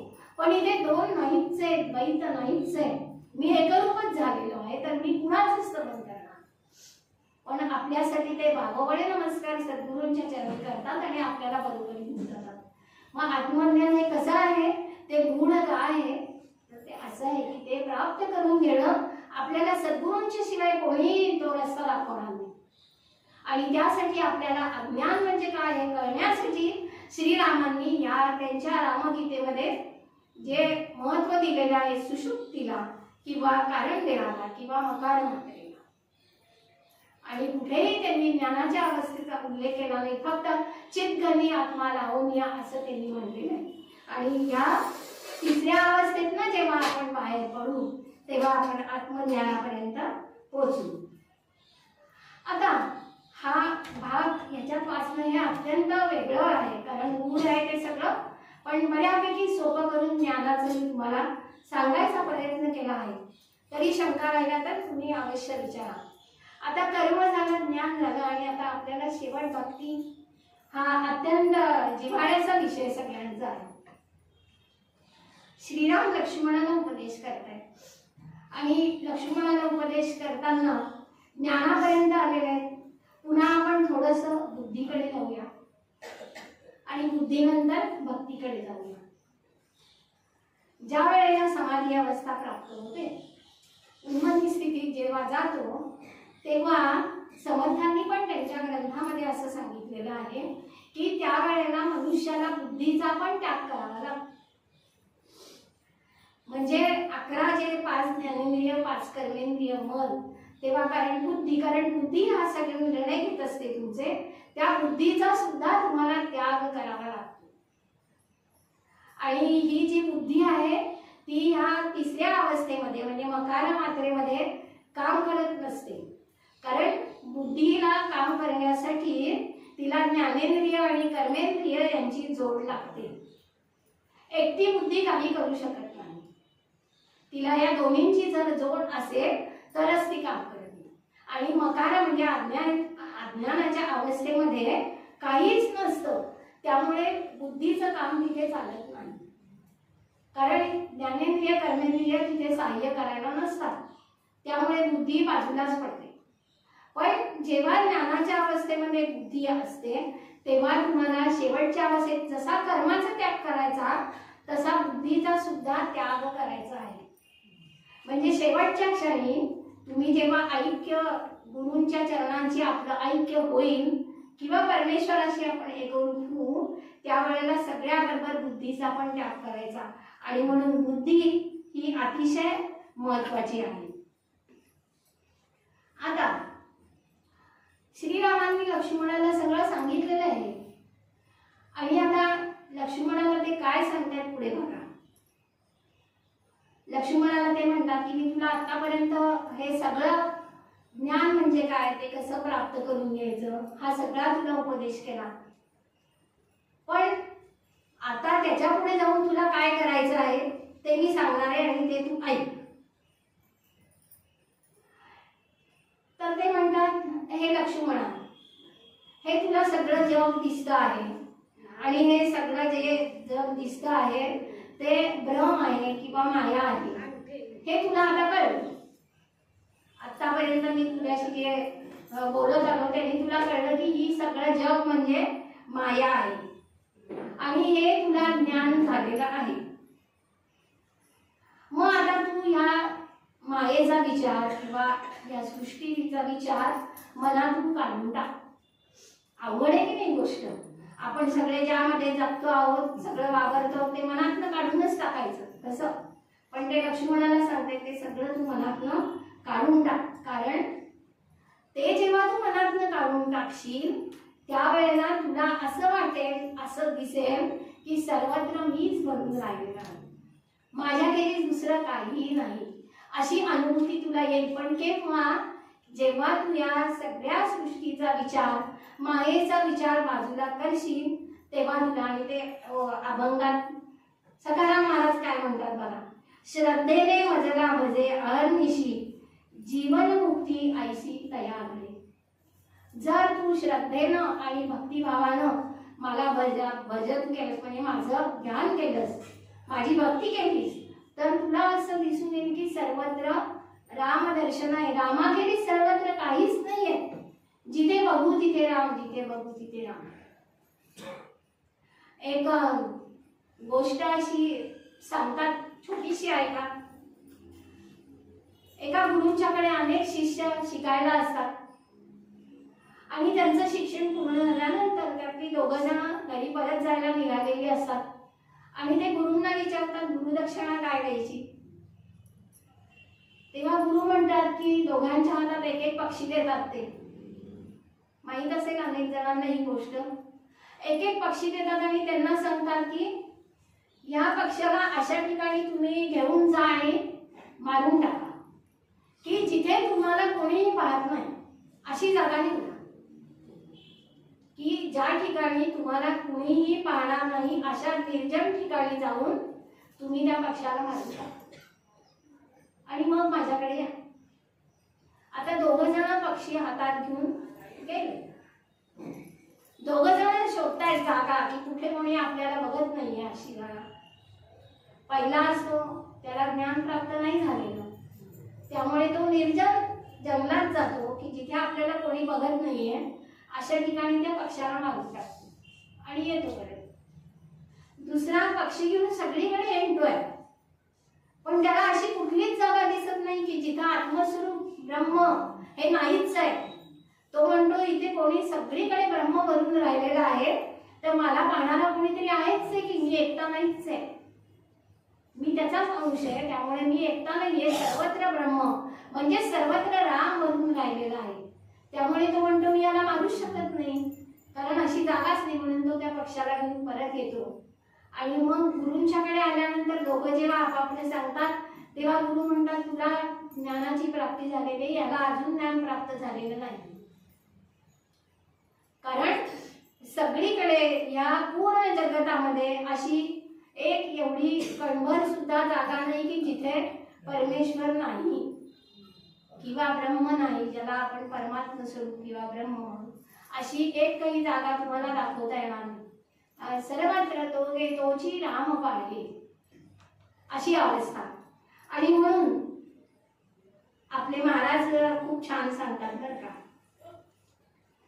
महाराज आपले काय म्हणतात, ज्ञानाने अहंकार उत्पन्न होण्याचा संभव फार असतो. महाराजांची वचन आहेत बरं का. ज्ञानानं अहंकार उत्पन्न होण्याचा फारच संभव असतो.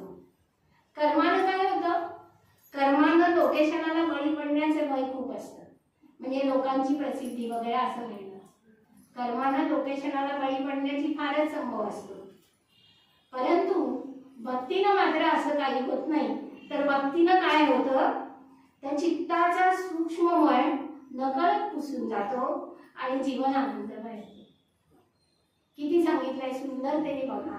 म्हणजे आपल्याला याच्यामध्ये उत्तर पण मिळतं की आपलं चित्त शुद्ध करण्यासाठी आपल्याला काय करायला पाहिजे, आपल्याला महाराजांच्या चरणी शरणागतीचा भाव पत्करून त्यांच्यापाशी पासून आपण जर नामस्मरण केलं, आपल्या चित्ताचा मन नकळत धुतला. अजून एक उदाहरण आहे, विनोबाजींनी दिलेलं आहे गीताईमध्ये त्यांच्या. ते काय म्हणतात बघा, लक्ष्मण हा रामाचा भक्तच होता, म्हणजे जरी बंधू असला तरी तो भक्तही आहे आणि भरतही भक्त आहे. दोघांचीही रामावरती भक्ती आहे. पण लक्ष्मण रामाबरोबर सावलीसारखा राहिला, तो वनवासात सुद्धा गेला ना, त्यांनी साथ सोडली नाही, त्यामुळे त्याला अखंड रामाची सेवा करण्याचं भाग्य मिळालं. भरताला ते नाही मिळालं, कारण त्याच्यावरती राज्य पाळण्याची, राज्यकारभार करण्याची जबाबदारी सोपवण्यात आली. भरतही एकनिष्ठच होता, पण मग भरताने काय केलं, ते राज्य करण्यासाठी त्यांनी श्रीरामांच्या पादुका मागून घेतल्या आणि त्यांनी त्या सिंहासनावर पादुका ठेवल्या. आणि मग तिथे विनोबांचं असं वर्णन आहे बघा, भरत कर्तव्यनिष्ठ तत्वनिष्ठ जरी होता तरीही त्याच्या तत्वनिष्ठेला पादुकांच्या ओलाव्याची गरज भासली.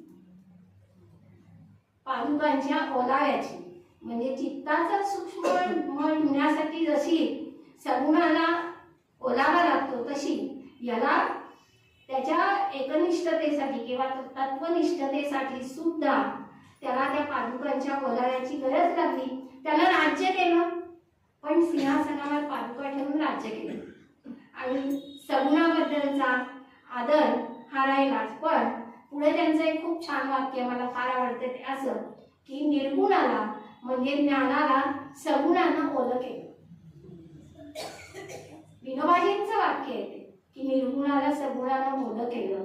आणि म्हणून सगुण भक्तीकडूनच आपल्याला ज्ञानाच्या पर्यंत पोहोचता येतं. हे आपल्याला समर्थांनी पण अनेक वेळेला आपल्याला सांगितलेलं आहे. तसंच सगळे संत आपल्याला सांगतात की तुम्हाला भक्ती करावीच लागते.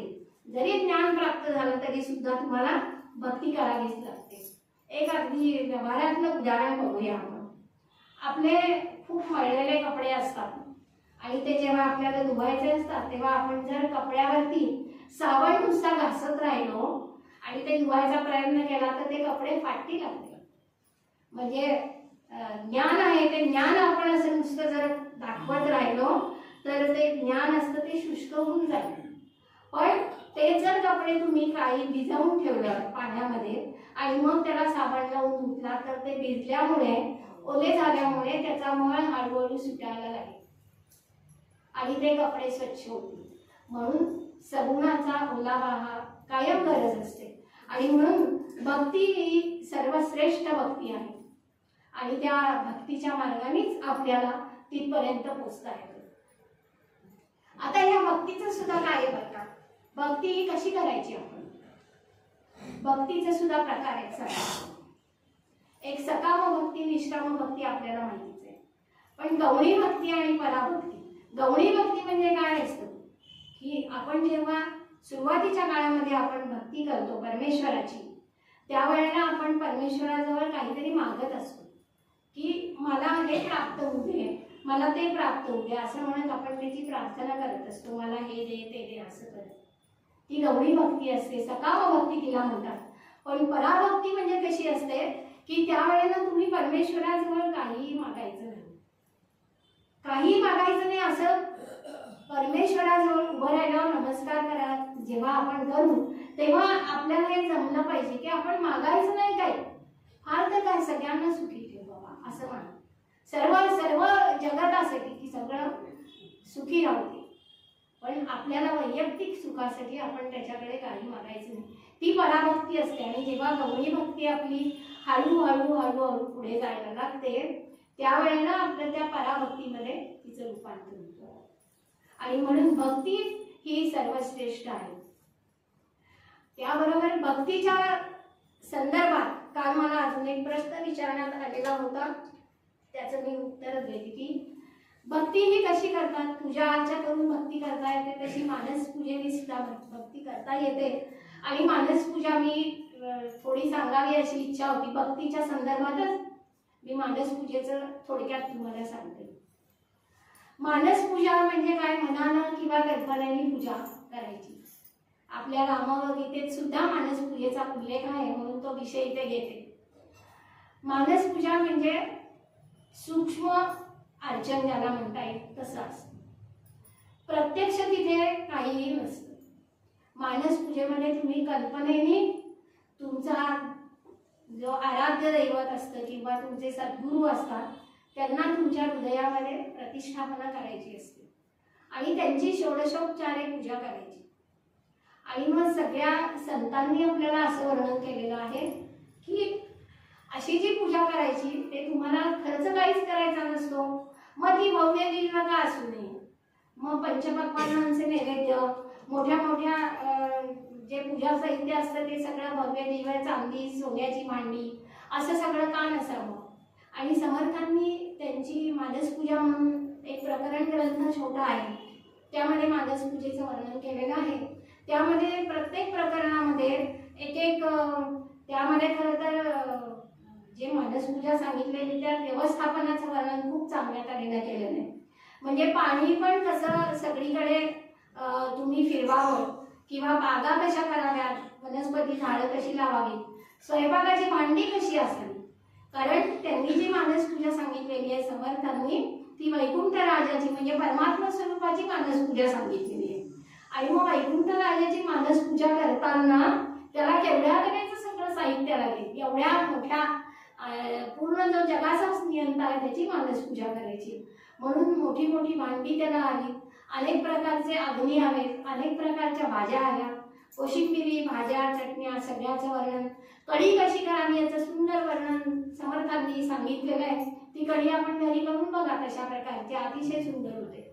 आणि असं सगळं वर्णन त्यामध्ये त्यांनी आलेलं आहे. किंवा देवाला अत्तर वगैरे कुठली सुगंधी द्रव्य कुठली वापरावी, फुलं कुठली माळावी, हार कुठले करावे, सनया, वाजंत्र्या, अशी सगळी भव्य दिव्य पूजा समर्थांनी त्यांच्या मानसपूजा प्रकरणात सांगितलेले आहे. आणि त्या प्रकरणात सुद्धा त्यांना राहवलं नाही, त्यांचा आराध्य दैवत आणि सद्गुरू श्रीराम आहेत म्हणून त्यांनी एक समाज त्यांच्या आराध्य दैवतेची मानसपूजा त्याच्यावरही खर्च केला. खूप वाचताना गंमत वाटते की समर्थांना सुद्धा त्यांच्या श्रीरामाला वर्णन केल्याखेरीज राहवतच नाही, गैवरून येतं त्यांना दरवेळेला ते. तर अशी मानसपूजा आपण करायची.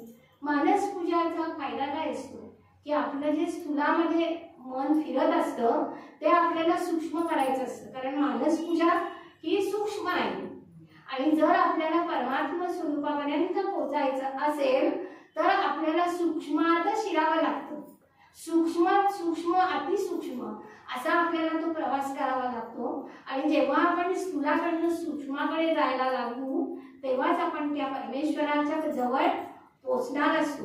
म्हणून मानसपूजा म्हणजे समर्थांनी काय किंवा सगळ्या संतांनी सांगितलंय की तुम्हाला रोजची पूजा नाही घडली तरी चालेल, पण मानसपूजा ही अगत्य करावीच करावी. मग ती कधी करावी? खरं तर सकाळी ब्राह्ममुहूर्तावर जपाला उठून बसल्यानंतर मानसपूजा तेव्हाच करावी, हे सगळ्यात अतिउत्तम असतं.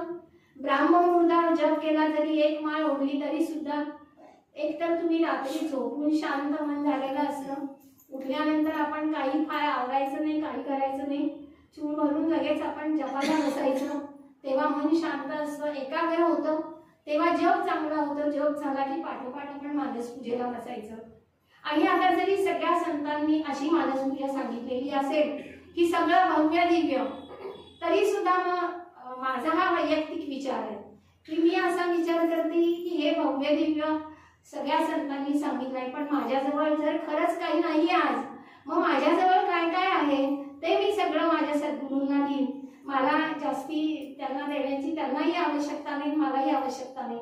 मी जे माझ्याकडे जे मला उपलब्ध आहे ते मी त्यांच्या सगळं मानसपूजेमध्ये देईन. आणि अशा प्रकारे मानसपूजा करायची. त्यामध्ये एक अनुभव सांगते तुम्हाला की मानसपूजा झाल्यानंतर आपण आपल्या सद्गुरूंशी संवाद साधावा. आणि तो संवाद साधताना आपल्याला अनेक वेळेला अगदी साधा प्रश्न सुद्धा जरी असला की माझा जप नीट होत नाही, माझं मन एकाग्र होत नाही, सद्गुरू तुम्ही मला मार्ग दाखवा, तरी तुम्हाला सद्गुरू मार्ग दाखवतातच दाखवतात. आपल्याला दुसऱ्या कुणाला विचारायची गरज पडत नाही. पण हे सगळं होण्यासाठी सातत्य, सराव, निष्ठा, दृढ विश्वास हे सगळं पाहिजे. आता तुम्ही केली तर तुम्हाला लगेच जमणार नाही, वर्षानुवर्ष. जसं आपल्याला विनोबांनी सांगितलंय की संस्कारांची संततधार ही आपल्याला आयुष्यभर चालू राहायला पाहिजे. तशा तऱ्हेने जर तुमची ती संस्कारांची संततधार चालू राहिली तर तुम्हाला ती अनुभूती प्राप्त होत जाते. आणि ही अनुभूती प्राप्त होणं, प्रचिती येणं, हे आपल्याला ओळखायला पण यायला लागतं की खरंच आहे आपल्याला हे सद्गुरू आपली प्रचिती देत आहेत. आणि अशा तऱ्हेने ती मानस पूजा करावी. आणि मानस पूजा केल्यानंतर सद्गुरूंना बाहेर जायला सांगू नये, त्यांना आपल्या आतच तिथे विश्रांती घ्या असं म्हणायचं. आपल्या हृदयातच त्यांनी विश्रांती घ्यायची. महाराजांना त्यांचा एक शिष्य विचारतो, महाराजांचीच गोष्ट आहे, आणि तो त्यांना असं विचारतो की गोंधवल्यात आल्यानंतर सगळं छान असतं, इथे सगळं आमचं मस्त जप तप ध्यान बिन सगळं होतं, मानस पूजा वगैरे सगळं होतं, आणि मग मानस पूजावरती पण पुढे काही होतच नाही. मग आम्हाला काही पुढे काही आमच्या घरी जातो तेव्हा आम्हाला काही आठवतच नाही. महाराज म्हणतात अरे मानस पूजेत तुम्हाला बाहेर घालून देतोस ना, मग मी कशाला येऊ तुझ्या घरी? तू मानस पूजा करतोस आणि जा म्हणतोस मला, मग मी नाही येणार तुझ्या घरी. आपल्या हृदयातच त्यांना ठेवायचं, आपल्या बरोबरच न्यायचं. महाराज असं करणारच नाहीत ना. तुम्ही त्यांना म्हणा की माझ्या बरोबर चला, महाराज लगेच तयार आहेत, सगळ्यांच्या बरोबर ते यायला तयार आहेत. अशी अनुभूती अनेक वेळेला मला आली, गोंधळ्यात सुद्धा आली, किंवा आता प्रपंच करताना सुद्धा अनेक वेळेला ही अनुभूती येते. पण हे सगळं करायला आपल्याला गुरुवरती पूर्णपणे श्रद्धा लागते. तसं या ठिकाणी आपल्याला रामगीतेचा समारोप करायचा आहे. आता रामगीतेमध्ये लक्ष्मणाला जे सांगितलेलं आहे श्रीरामांनी, त्याला सांगितलेलं आहे की अरे बाबा, तुला आता सगळं मी एवढं आत्मज्ञान प्राप्तीसाठी काय काय करायचं ते सगळं सांगितलेलं आहे, पण आता तू भक्ती कर. भक्ती कर म्हणजे मला पूर्ण शरणागतीचा भाव.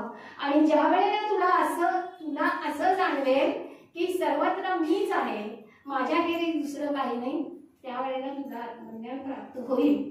आणि आता आपण सकाराम महाराज शेवट काय म्हणतात बघा समारोप करताना, वर्णिली प्राकृते रामगीता ऐसी, द्वैत अद्वैतासी भेद नसे, सेव्य सेवकाचा भाव हा निश्चित, जेत नाही द्वैत अद्वैत ते, आत्मा रामुनी भजती रामाती, द्वैत भाव तेचे अद्वैत, रामाच्या दासाचे दास्यत्व घडावे, राम नाम भावे मुखी येवो. म्हणजे भक्तीकडेच आपल्याला ते कसं नेलंय बघा. प्रभू कृपे केली भावदीपिकाही, सखाराम पाही दास म्हणी. आणि या पूर्ण याचा अभ्यास करताना आपल्याला श्रीरामांनी सगळा वेदांत आपल्याला सांगितलेला आहे. सगळ्या वेदांतामध्ये तत्वज्ञानामध्ये फिरवून आणलेला आहे.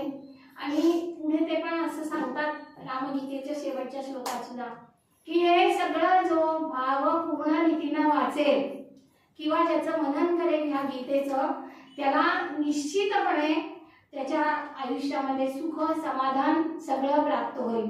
आणि सकाराम महाराजांनी सुद्धा सांगितलं आहे की हे जो भावपूर्ण अंतःकरणाने वाचेल त्याला निश्चितपणे, म्हणजे त्यांनी म्हटलंय की सतत श्रीरामांची भक्ती करणारा, चिंतन मनन करणारा आत्माराम म्हणजे आत्मस्वरूप, आणि हा श्रीरामांची म्हणजे सगुण रूपाची भक्ती करतो. तेथे अद्वैत म्हणजे आत्मा आणि परमात्मा यांचं ऐक्य, तेथे अद्वैत असले तरी द्वैताचे म्हणजे दास आणि दास्यत्व याचं भान असतं. कारण ज्ञानामध्ये पूर्ण अद्वैत असलं तरी भक्तीमध्ये द्वैत हे आहे, कारण मी भक्त आहे आणि तू परमेश्वर आहे. म्हणून त्यांनी असं म्हणले की तिथे द्वैताचे म्हणजे दास दास्यत्व भान असते.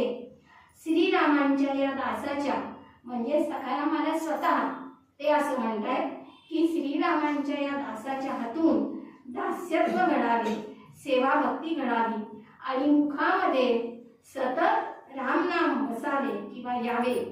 श्रीरामांनी कृपा केली म्हणूनच ही भावदीपिका लिहिली गेली असे श्रीरामांचा दास सखाराम सांगत आहे. अशा प्रकारे आहे. अभंगरूप रामगीता समाप्त होत आहे.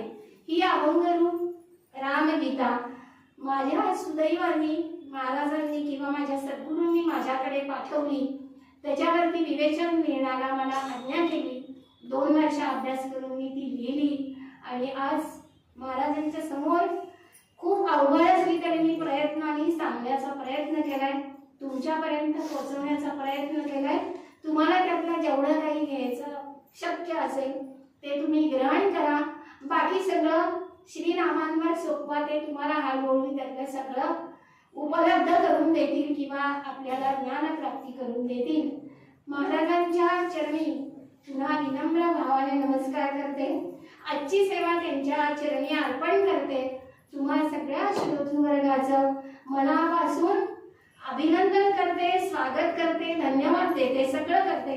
कारण एवढा अवघड विषय एवढ्या शांतपणे सगळ्यांनी बसून ऐकला. 2 तास म्हणजे थोडे नाहीत आणि शांतपणे ऐकून तो मनामध्ये रसवण्याचा प्रयत्न केला. त्याबद्दल सर्वांची मी अत्यंत आभारी आहे.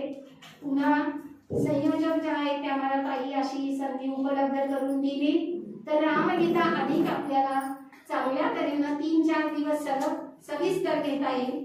एवढं सांगून मी माझी प्रवचन सेवा थांबवते.